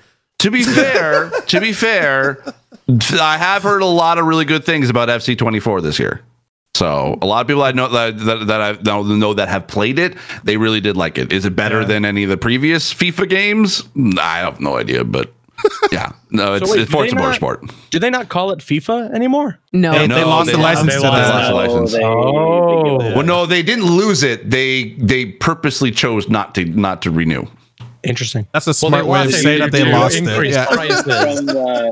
From the head of FIFA talking about it. Yeah, it's laugh out loud funny. He's like, I'm gonna have to check that out. It's comedic. Like he's very like, oh well, we don't need them and this and that. And I'm like, okay, like yeah, you kind of do. Good luck with that. Yeah, good luck then. Yeah, Forza Motorsport, best racing game of this year. I'm putting it down. So, yep. No. Easy, no debates there. Then best multiplayer presented by Discord. There we go. There we go. As we're on Discord, so that kind of works out. And of course, wow, a lot of people picked Party Animals. Marcel, Riley, and Steve Saylor did Party Animals. Myself, Steve Monday did Baldur's Gate. Diablo 4 was Camille, and Street Fighter 6 was Caboose. Yeah, I mean, Party Animals. Good chance of winning here too, but I mean Baldur's Gate. It's hard because when you see a game that's also nominated for Game of the Year be nominated in another category, it's like they not win? You know, like technically that means they should win, right? But I mean, I don't know. This one I wouldn't mind if any of these games ended up winning it. Sure. Yeah, I would agree. My heart wants Party Animals to win, but my brain says Baldur's Gate 3. If we're playing for points, it's Baldur's Gate, but if I search within, it's definitely going to be Party Animals. Right. I'm going down with this shit. Party Animals for the win. Party Animals is a top 5 for me, so I'm all in on Party Animals. Yeah. All right. Our next category, Content Creator of the Year. I only know a couple of people on this list. Why is the Caboose on there? Maybe no, next year. Don't worry. Oh, right. But we got, let's see, People Makes Games, Camille and Sailor, then Cypher, Marcel, Caboose, Quackity, Riley, and Steve Monday, and myself, Iron Mouse. I really heard an awesome name. I just the name Quackity is why I picked it. Right there with you, buddy.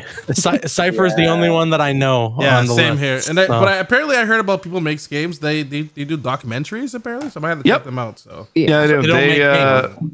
They're very they're the one sort of content creator that I actually do follow and I enjoy a lot. I mean, Quackity, I met, he's cool. And I didn't realize how how big he actually really was, but I would see him winning. Cypher, sure. Yeah, I could see a little bit of that. This is also the first year, I guess, that we have a VTuber being nominated. Yeah. So we got that. But I mean, I would love to see People Makes Games win, but this category is always a weird one. It's always the most popular. But this is probably the first year that it's been the most diverse as far as like different types of creators. So I'm just happy that they finally diversified a bit. Is this the category he just mentions the winner on the side stage he has at the little platform? No, that's usually the esports stuff. Okay, yeah. Which is coming up next, but we'll get there. Yeah, I did Iron Mouse just because I think she's awesome. She is a VTuber. She's also disabled and very vocal about that. She's a very talented opera singer, which is also surprising. And every time she does that on stream, it's really cool. So yeah, I just like her, so I voted for her. Next I'm actually also an opera singer, so. We want to hear it. Okay, prove it now. There we go. Prove it, yeah. Sing. No, you're not ready. I can't. Not yet. Next episode. Episode. You do better. Best esports game. We got Counter-Strike. Let's see. Steve Sailor, Steve Monday, Caboose, Marcel did Counter-Strike. Valorant was myself and Camille. League of Legends, Riley. Yeah, this one's, I think CS2 is taking this one. Everyone's been talking about it. Everyone's been playing it. Since it came out, Yeah. Valorant, I mean, might as well be an ongoing game. Same with League. Same with even Dota, PUBG. But CS2 PUBG is mobile, but specifically, that's crazy. Well, actually, it's weird how much of a player base there is for it's PUBG actually on mobile. huge. Yeah. Really? That's crazy. But yeah, CS2 is. I think this is a lock. Yeah. All right. Next, best esports athlete. So This is a tough one. We got a lot of fakers here. So we got Sailor, Caboose, Marcel, and Camille. Riley did Parker Ruler, Steve Monday, Paco Hydra, and I went with Imperial Hal. I'm just going to say, guys, Faker's not going to win it. He's older. Faker was the only name I recognized. That's why. That's the only name I knew as well. Yeah. Fake fan over here. Fake fan. I don't know anything about esports. I will say Faker is probably the best League of Legends player that we will ever see, like ever. But he's been around a long fucking time. So he's been nominated and not won. And so I think it's going to continue on to that. Set him off for the sunset. No. He's won like 17 like when Leo worlds. won his Oscar. Yeah, but he's won so many times before. It's fine. I think Imperial Hal, it's either going to be, there's no Valorant players. Like usually there's one. Demon 1 is a Valorant player, but no one voted for him. It's either going to be him or I think Imperial Hal. I kind of follow esports, mostly League of Legends and Apex Legends, but yeah. When you say he's been playing for a long time, like how long? Like if you're playing League of Legends, your only goal as like a pro player, if you want to be the top, you need to beat Faker. He's like the demon. Like, you know how like Worlds always has like an opening? He's always the final boss. He's like the Tom Brady of League. Yeah. He's like the Elite Four. Yeah. Therefore, he should win then. It was what you're saying. You're just proving more points for him to win. He's the best. He is the best athlete, but this is a popularity contest. Actually, I'm going to check to see if I want to see more FGC guys up in here. Why are they in this category? I rarely see any of them in this category. I'm not sure. Where's Sonic Fox? Like. Hold on, I'm looking to see like if Faker had won previously. And actually, wait, did they not have that? Nominated. He's been nominated, yeah, because he was nominated last year. I'm trying to see if he actually won. Continue. I'll take a look. All right. Then we had best esports team. I don't know any of these guys. Just voted for the ones I knew. Yeah. So both Steves did Counter-Strike and we all did Valorant. Valorant's so huge and like all those guys are so popular, especially Evil Geniuses. So I do think that's a solid pick. Yeah. No, I disagree, but but you don't know why. No. Okay, so Faker has been nominated in multiple years, but his only win was in 2017. Okay. Oh. Some call him the comeback kid this year. Yeah. Sure. So, like, all right.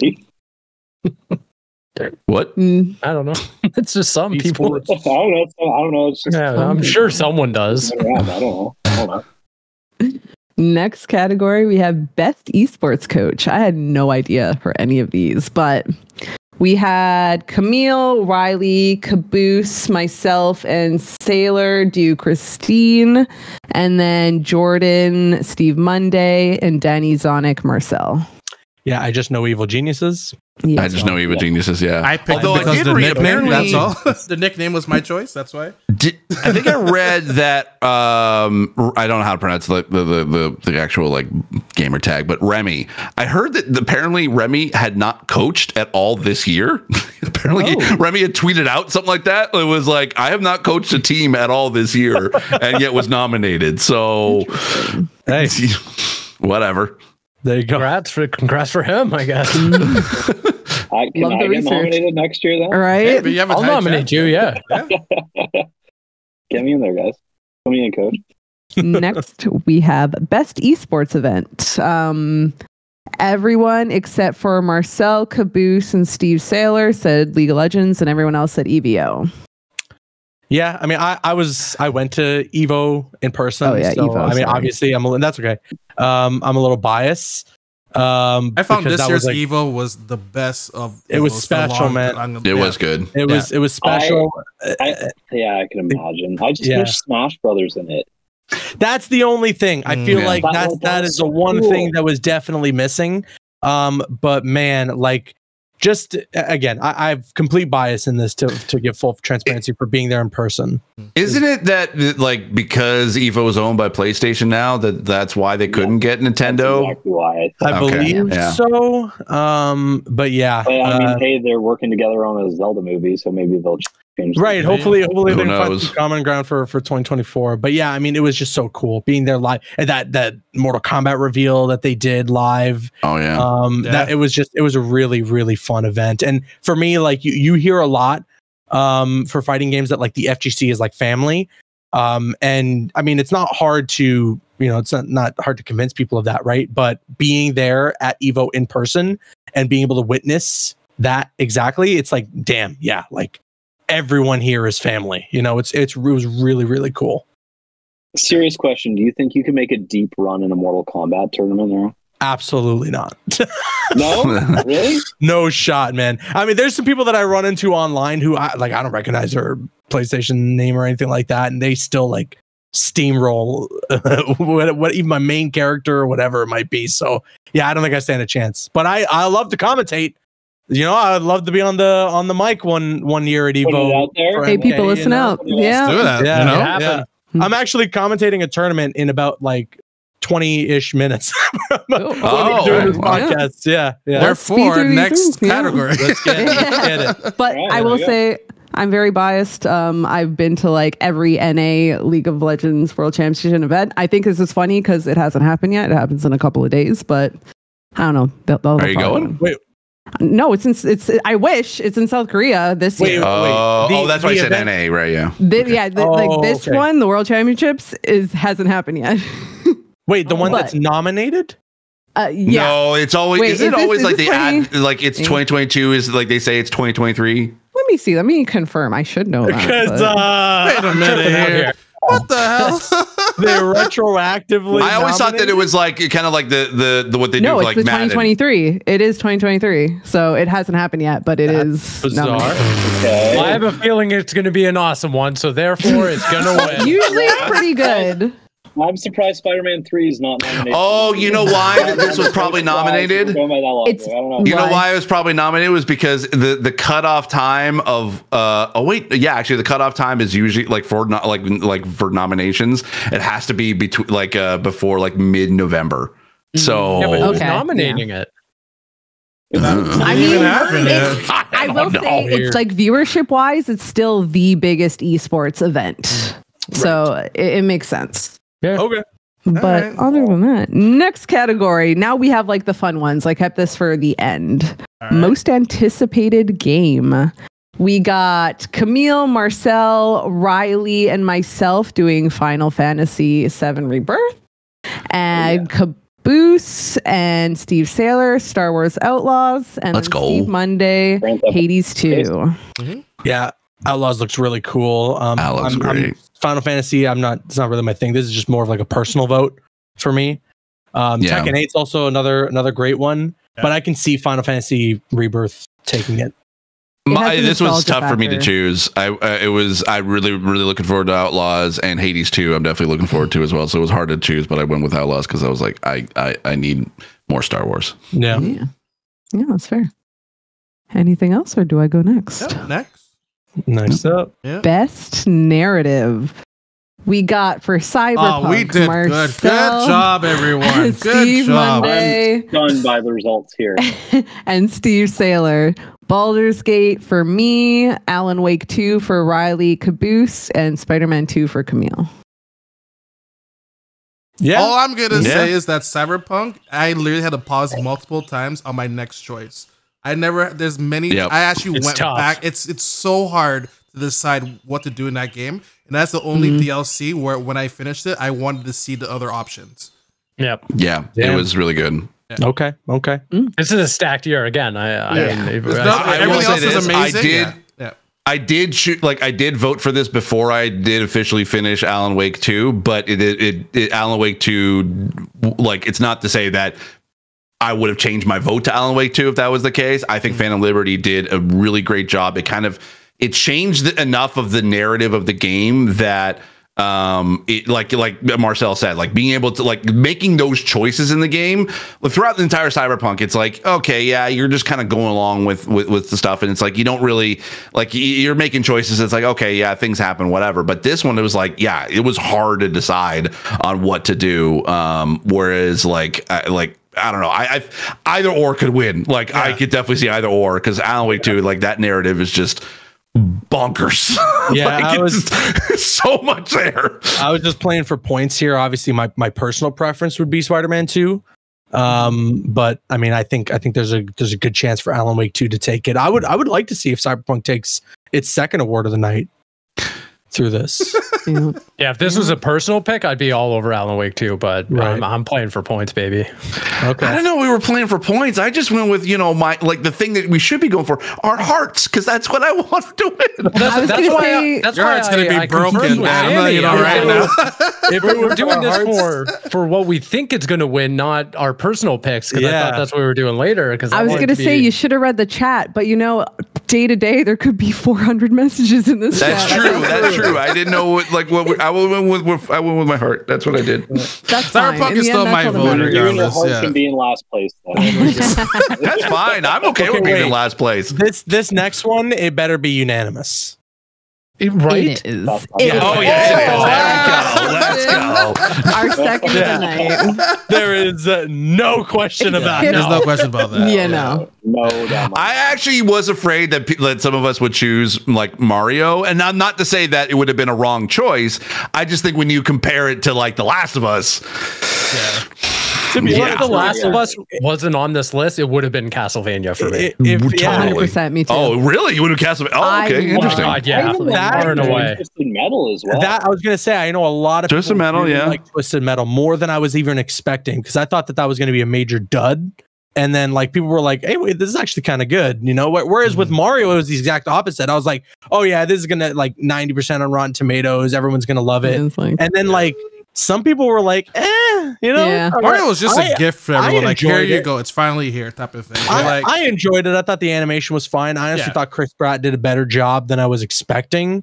But this is the Last of Us. It's gonna win. It was massive. No question. It was perfect. Like this is like one of the, again, it's like the cat, like, because last year that was the first time that they added best adaptation, and Arcane won that one. Like that was like a no-brainer for lock, right? Also, So same with this year. Like it's just a lock that it's going to be The Last of Us. So I'm looking forward to the year where it's like we're gonna have a bunch of good adaptations, and it's gonna be hard to be able to decide. We can only hope. Next year's gonna have The Last of Us and Arcane, so we'll see what happens when that's a possibility. Well, and maybe Halo Season 2. Who knows? Sorry, Mortal Kombat 2 as well, right? I think Mortal Kombat 2, like the movie, is they resumed filming. Oh, really? That's right. Carl Urban just confirmed that. Yep. Oh, Next, our second last category, best game direction. So for Alan Wake 2, we got Camille, Caboose, Steve Monday, and myself. Then we have Riley and Steve Saylor for Baldur's Gate, and Marcel for Legends of Zelda. Yeah, I'm playing for points once again. I think Alan Wake 2 is I think Alan Wake 2 is definitely probably like gonna win, but I like the way I went with this one with Baldur's Gate 3 was to be able to keep all of the stories and all of the choices and all of like everything in there, to be able to direct that kind of a game and still make it feel like it's a cohesive world. That's extremely hard to do, and just how vast that game is.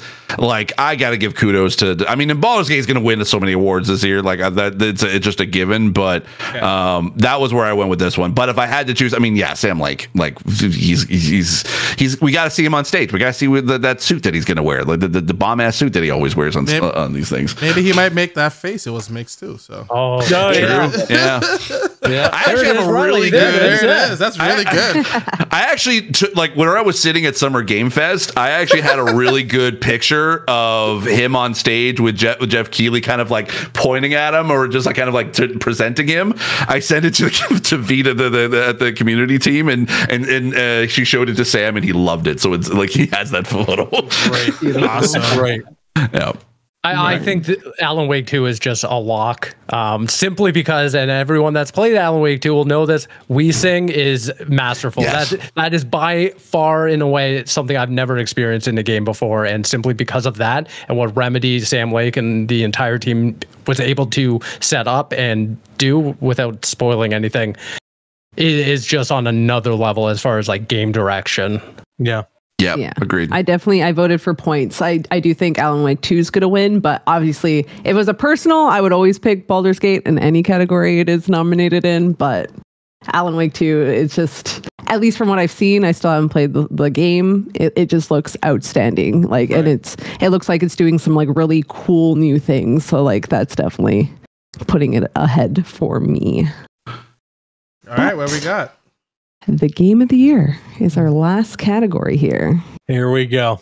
And Let's see. Got Baldur's Gate 3 for Marcel, Riley, Caboose, Steve Monday, and myself.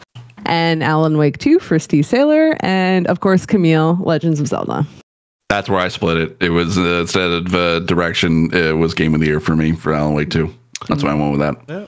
Yeah, I think Baldur's Gate takes this one. Again, this was one of those situations where it came out or when it was coming out, not a lot of people were talking about it, and then all of a sudden it took the entire world by storm. Again, playing for points. If it was up to personal preference, Spider-Man 2 is my personal game of the year. I loved it. But yeah, Baldur's Gate I think takes this one. If not, I do think it's between Baldur's Gate or Alan Wake 2. I actually agree. I fully agree. I think Alan Wake 2 is like the dark horse. Like there's a bit of a recency bias, sure, but I think it really could. It could sneak up and take the award. Yep. Yeah, it's interesting because it's like it's very rare that it's like the same game being like winning for both director or game direction and game of the year. But it only happened, as far as I can tell, is like twice: Last of Us and Elden Ring. But it's. This category can definitely like surprise you because I think it was the 2018 where it was a toss up whether it was going to be God of War or Red Dead Redemption being in that being a lock in for game of the year and best director, and basically they both won that too. So it's like, so I take it back. Apparently I guess that you can be able to win two with the same those two categories. I usually thought it was just split, but it's weird. Yeah, I don't know. I think the thing is that there's so many good games this year that I don't even know what 100% could win this. It could be an upset. It could be like, oh yeah, of course. But for me, I just it's so many good games this year, y'all. Yeah. I will say maybe this is like the one game where I think because Alan Wake 2 came out so recently, enough like word of mouth, because that was like the Baldur's Gate 3 thing, like everyone's just like, all right, fine, it's been a month, I have to play it now. So I think more people have played it because of that, and not enough people have played Alan Wake 2 yet. Yeah, I would agree. Yeah, I think it's a major toss up between the two. Similar, what we're saying is like the Alan Wake being the dark horse. I draw it all back to 2019 where Sekiro won game of the year that year, where everyone was like, exactly. Sekiro, great game. A lot of people who love Sekiro adored it, and then all of a sudden, you see From Software win that category. It was like, what is happening? And I could definitely see the same thing where a lot of people are going to go into this year saying, okay, it's going to be Baldur's Gate, maybe even Spider-Man, maybe even Tears of the Kingdom, and then Remedy kind of sneaks in there at the last hour. Wow, even the year that Sekiro won, that was a stat category too, because it had that, had Control, Death Stranding, Outer Worlds, Resident Evil 2, Smash Bros. Like that's a pretty super strong category. year. And I remember the vitriol online when people were like, "Game of the year for Sekiro." I was like, "No, I believe it." Yeah. From Software definitely deserves their flowers, but and they beat God of War too last year. So I remember they won, and they were like, "Oh, what?" Yeah. Oh, okay, all right, yeah, sweet, yeah. Caboose, very quickly, I wanted your opinion, your feedback on the Kill the Justice League information that came out today. Yeah. I'm sorry we didn't have a ton of time to talk about that because of the Game Award nominations. Yeah, I mean, what's happening with WB? What's going on? It's a Rocksteady game. It's a Rocksteady game for me. That's an automatic day one, just because of how much that team means to my channel and means to me in general. Some of the first superhero games that really impacted me. There hasn't been games that hit me that hard like the Arkham games. And so I'm there for that reason. I'm there for the story. Story looks interesting. But the gameplay, I'll say the gameplay looks pretty fun. The traversal looks like a good amount of fun. The gunplay looks sweet. It's just I want free flow combat. I wish there was some sort of free flow combat in there. And then obviously the live service elements, I'm not the biggest fan of. And more importantly, I think my biggest problem is the always online requirement. I was hoping that in that long delay that they had announced that was going to be one of the big things they were going to roll back on, but doesn't seem to be the case. I think anyone who was thinking they were going to get rid of the games as a service stuff was being silly, because that's just what the game was built on. But that always online thing, I mean, even Avengers isn't always online, so I'm just really surprised that's the case for Suicide Squad. And especially what you saw with Avengers. Avengers had to you can't even buy that game anymore. It's gone. Exactly. But I will say, a lot of people are trying to say this has the Avengers vibes. Obviously, it does because the game is a service element and it's a superhero game. You naturally will see that it's comparable. But man, this looks way better than Avengers to play, and just presentation wise, the fact that it's open world. This definitely has a leg up on Avengers, even if the bar is set pretty low. And those Justice League skins that you can get, those look really nice. They look cool. They look cool. I am very worried that this will be dead on arrival.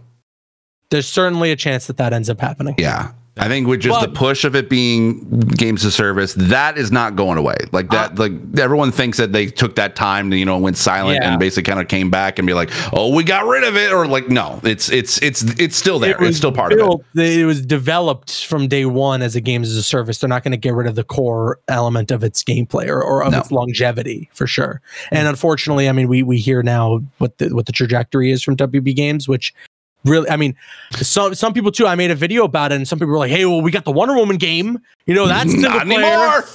And now there's new reports that are saying that they're looking for people for positions that have experience in live service games. So I don't even know how you make a single player game to be live service. I don't know if they're just pivoting the direction of that game. But man, it went from me to being like, that Wonder Woman game has an insane amount of potential. It's such a match made in heaven to have Monolith making a Wonder Woman game and using the Nemesis system, to now I'm like, oh God, I'm worried.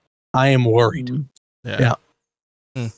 But anyways, that's what I think.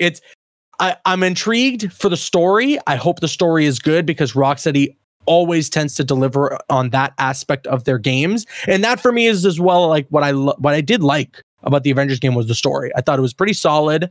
I think what they did with Ms. Marvel was pretty cool.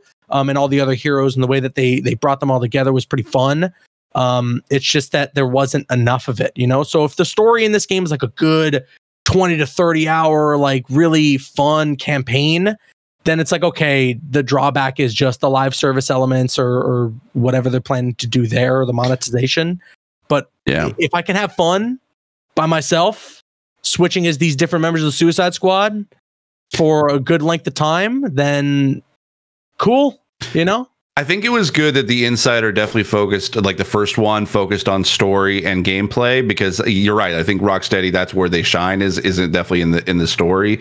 And even seeing kind of like the sort of the end game kind of gameplay that they showed a little bit of the different styles of the things you can be able to do with the combat. But it had like an Arkham's vibe to it still, which like it seems like that is the core of its DNA. But there was two things that kind of stood out to me that I really did like. They said that this is the most amount of cinematics that they've ever made in any game. So that is like that like Rocksteady definitely don't make they don't slack on their cinematics for sure. I mean, Scott Porter as the Flash is just fantastic. He's exactly, so and the fact. Good. Yeah, Samoa Joe was really good is really good as Shark, and I was glad to see that Tara basically is back as right. Harley, because that makes 1000% sense. And I mean this. I really hope the one thing I really hope is that it's good, that it is really good, because this will be the last time we get to hear Kevin Conroy's voice as Batman again. Right. That's another huge reason, but that's also another huge reason why the always online thing is terrible, because we could see a potential here where some years down the line, this last performance as Kevin Conroy is locked away forever and only exists online, like on the internet, essentially, and that's bad. So if you ask me, that's terrible. But all right, guys, I'm sorry, I have to jump out, but great episode. Really love chatting with you guys. Steve Saylor, best ongoing game is going to be Cyberpunk. Just, casting. Yes. Thanks, guys. Yeah, I'll see you guys next week. For sure. And I'll see some of you at the Game Awards. Oh, yeah. Everyone except for me. We'll miss you. And Riley. Yeah. Oh, well, I'm good. I'm glad about that. No, I'm good. Wow. Hey, I'm saving him from having to buy me a drink when Cyberpunk wins best ongoing game. Yeah, those drinks are going to taste so good. So good. Down that rum and diet. Okay, guys. All right, take care. See you later. See ya. Also, just very quickly, I want to just talk to Riley and anyone who wants to jump in about this. Riley and Steve, about Call of Duty and why, like, we had fun with it. Why is it not doing so well? What's going on here? Just on thoughts in terms of reviews. In terms of reviews, yeah, it's like almost 50 on Metacritic and everything. Like it's not. That's most of the campaign, not the multiplayer. I think the campaign sunk it before the rest of it was accessible. Even like online part, people were talking about like how online doesn't feel like multiplayer doesn't feel good, or sometimes like if you have a good connection, you're automatically gonna have like more points compared to when you can have a bad connection or something like that. So like it kind of just flip flops. I don't know. For me, I'm enjoying it. I'm really surprised. Like they want me back with this. It's the most engaged. Yeah, it's the most engaged I've been with a Call of Duty game in a while, since the first Warzone came out. Yeah, I'm right there with you. I do have like some criticisms. Obviously, I think skill-based matchmaking is the devil and definitely needs to be addressed, especially with like casual play in Call of Duty. I think you can reserve that for hardcore or especially ranked if that's how you want to go with it. But I do understand people still being frustrated over that. I also think the armory progression system is a little obtuse, where it incentivizes you to do daily challenges every day. So you essentially have to come in, play at least a few rounds, unlock this stuff. So otherwise, you're just not able to unlock like certain weapons, certain attachments, field upgrades, and stuff like that. It's better than last year's progression system, where it was like, max out this gun in order to unlock this different gun, which then unlocks this attachment. It was so obtuse and frustrating that it didn't really make sense. This one's a little bit better, but again, it just reinforces this whole idea that Call of Duty is no longer a multiplayer game. It's a game as a service now. It's an ecosystem. It wants you to be back every single day. It wants all your time. But that being said, I agree with Riley. I think this is the most engaged I've been with Call of Duty since Modern Warfare, the original, like 2020. I think they made all the changes that they needed to for movement. That's one of the best feeling Call of Duty games. Slide canceling is back. Reload canceling is back. Grenade canceling is back. What else? The mini map is there with red dots. Incredible. Imagine that. Imagine you could see your enemies on the mini map. Wild stuff. And I love the revisiting the classic maps. Yes. Yeah. Like, even if you've been away from the franchise for a while, like if you played the original Modern Warfare, like it's awesome to hop on because like, I'm like, oh yeah, I totally remember this. I totally remember that. Yeah, and that's my experience. I haven't played since Ghost, and that's why I was kind of surprised. But the majority of people are like, they're unhappy with it. I'm like, well, I'm having a great time. This feels amazing. This feels like I'm back again, you know?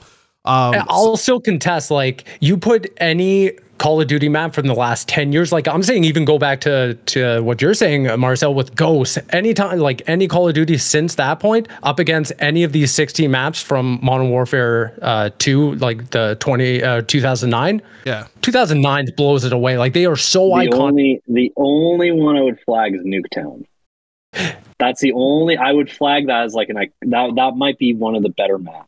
No, I'm right there with you, but I'm saying any from Ghost onward. Newtown would be before that. Newtown would be way before that. Definitely. Yeah, I think they're so well balanced. They're so nice, and I think especially because now you're introducing things like mantle and climbing aspects too. Yeah.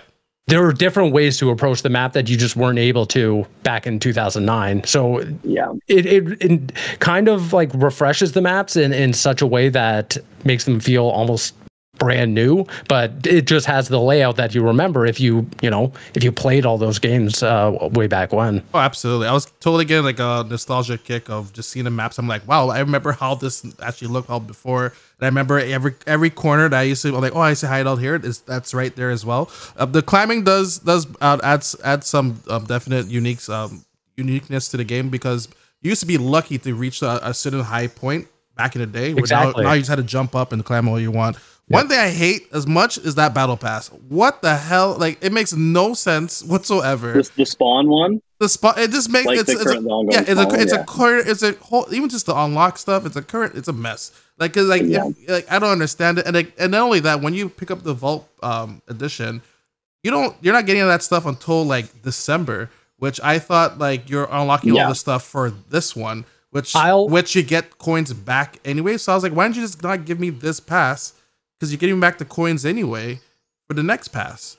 Not to defend the decision, but almost to defend the decision. Season 5, I believe, or season 6, whatever the current season is already like a month in. So it would feel very much like, oh, you're getting half of a battle pass or half a season if we're giving you the Vault edition with the Black Cell stuff. Like, I would much rather get it in December, day one. You have the entire season to grind out additional levels and stuff like that. Yeah. Versus pop in on launch day and you only get, I think at this point, 4 weeks with the battle pass in the new season before then you're forced, hey, now you got to pay the $20 or whatever. Well, because they're asking for $40 for that pass now too, right? So. Well, that's for the Black Cell version of it. You don't have to get the Black Cell version. That just gives you like gold variants of the spawn characters. Okay. That's it. So I think it's like $10 or something if you want to just buy 10 additional. Okay.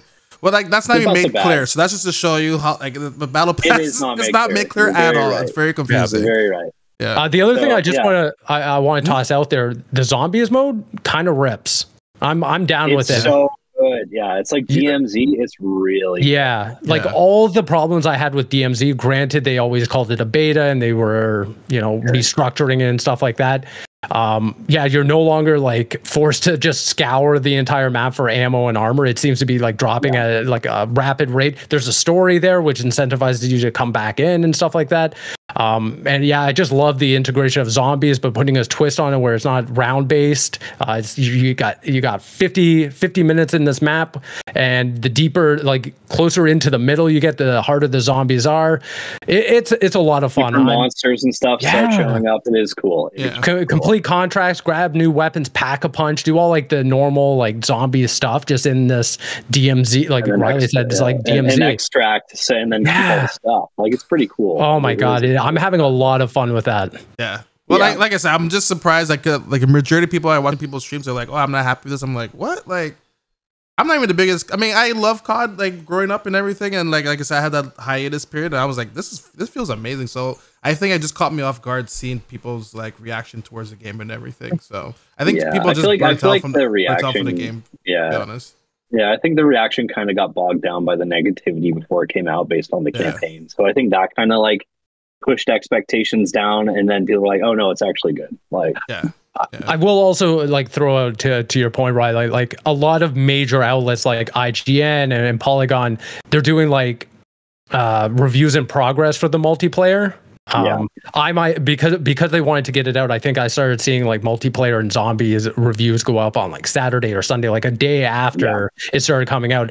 I'm actually publishing mine in just about an hour since recording this because I wanted to take Where are you publishing it? Mobilesyrup.com. Let's go. Hell yeah. No, but it was important for me to like take more days to actually like analyze these components versus just kind of doing the knee-jerk reaction of being like, okay, well, multiplayer has these obtuse progression systems and stuff like that, like, which I feel like is a detriment to the game. And you can kind of see it in the conversation, to your point, Marcel, where a lot of people just are really vibing with it because I don't think enough people have had the time with the game at this point. No, absolutely. So what did you give it? What did you give the revised review?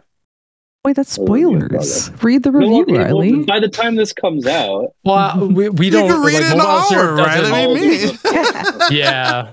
Read it in an hour, Riley. No, I just said basically like the title is I wish this Call of Duty Modern Warfare 3 is the game I wish I'd been playing this past 12 years or 12 months. Sorry. Yeah.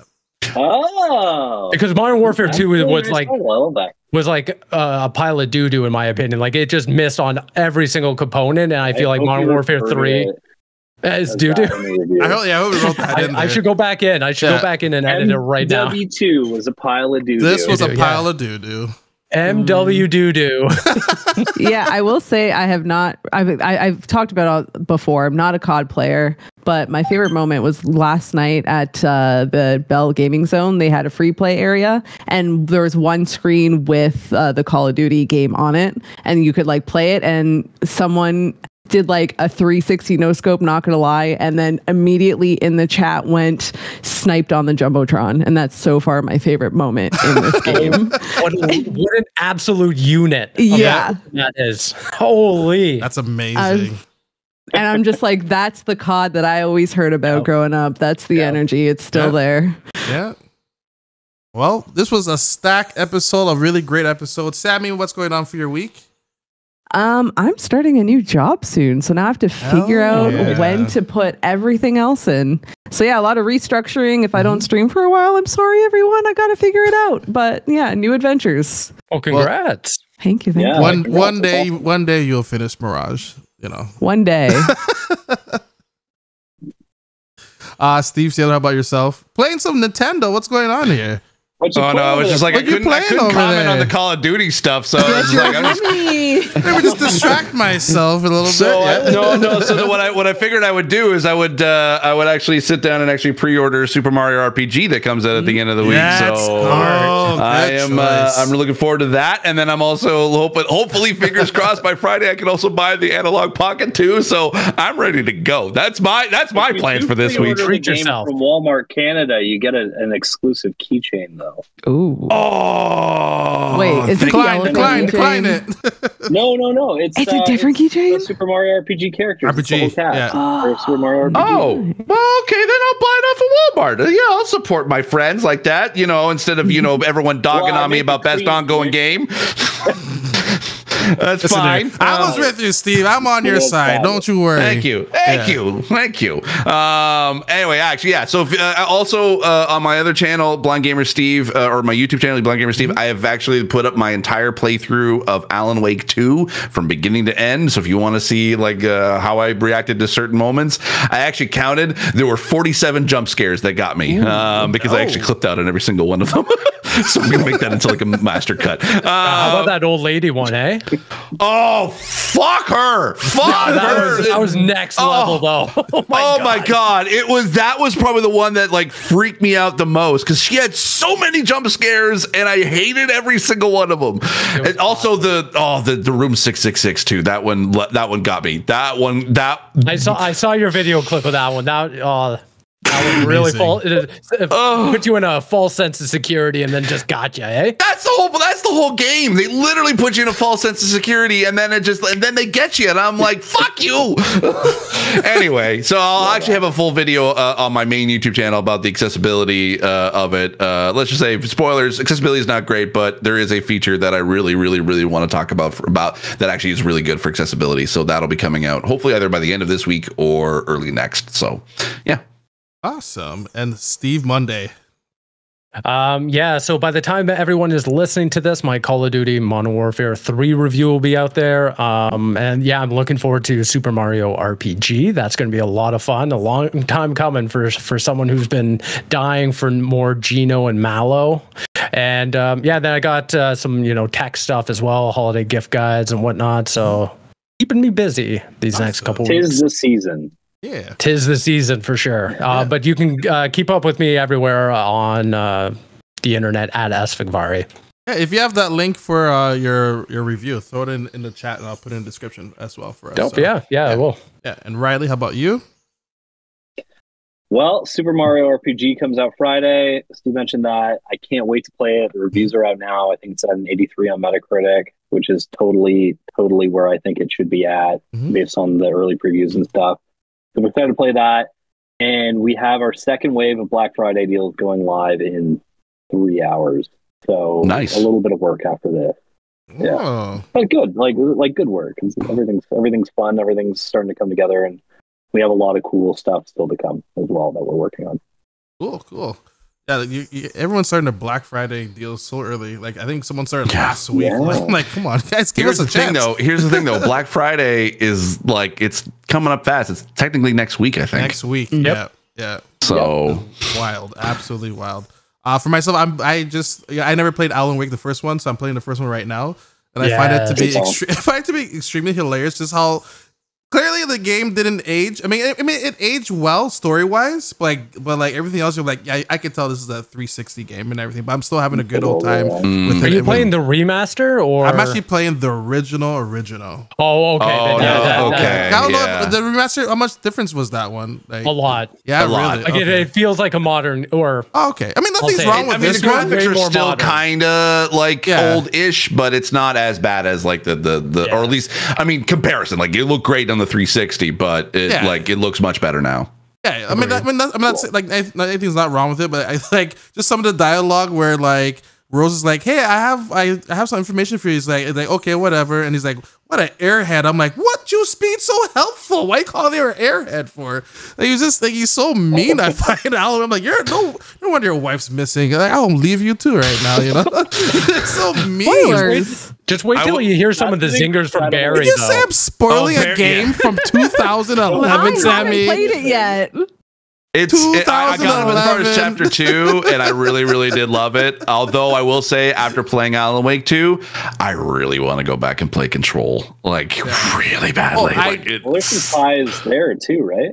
Oh, so many. There's a lot, which is great. Like, it's enough that's like, oh, I wonder what this is. But if it's Control, it's like, you have to play, like Alan Wake and then Control and then Alan Wake 2. No. Honestly, as someone who has only played the beginning of Alan Wake 1 and I played about halfway through Control, I think jumping in as a newbie to Alan Wake 2, if this is your first one, I think it's actually not that bad because there's enough tendrils in there that could be like, oh, I want to check out what is the FBC? Like, oh, I want to check out maybe Control or what actually did happen in original Alan Wake. Like, there's a lot there that's like, if you want to learn more, it's like a good jumping off point, I think. Yeah. Cool. All right, cool. To me, I think the if you have the time, definitely go Alan Wake, American Nightmare, straight into Alan Wake 2. Control's DLC and the what it addresses with Alan Wake is very loose and interesting if you're into the world, but again, it's very supplemental to the Alan Wake story versus the overall universe. Two things I was going to mention was one of the TV references, Quantum Break, a reference with the scientists. He's like, oh no, the scientist. If I shoot this and then I make another reality, I'm like, is that Quantum Break related? No, that's you're talking about Night Falls, the show. Yeah. No, it's as far as I know, I don't think that they had. There is any really. I thought it was a Quantum like Break related. Something. Quantum Break is like came after. So yeah, but it came in after. So if anything, it would have been like them workshopping some like rough ideas ahead of time. Yeah, that's what I more meant and everything. And as for Control, I really love Control, and I played it and finished it. But I had to go back to that game because I don't remember anything from that game. Something with that story. I don't know why the story never like latched onto me. All I remember is like, you could float, you could throw stuff, and your gun could morph. Like that's all I remember from the game. But like story wise, I couldn't tell you anything. That's why, and I like this again. It's like this was going to be in my video. That's why I think the case board in Alan Wake 2 is such a great mechanic, because if you are stuck and you're not story wise, and you like, wait, what is happening? I am so lost. That case board, that investigation board that you can go into, it breaks down every beat by beat, and it basically is a great way to be able to like, okay, what actually has happened in all this, and you can go and read all of the different sort of note elements and all of the stuff. It's like it's a great way to catch up, even if you like left and then came back after a while. And you can, if you need to catch up, it's an amazing mechanic, and I think more games need to have something like that. Awesome. I'll definitely be trying that out this weekend. And that's pretty much this episode. Thank you guys so much for listening, and we'll see you guys next week. Bye. Bye. Bye.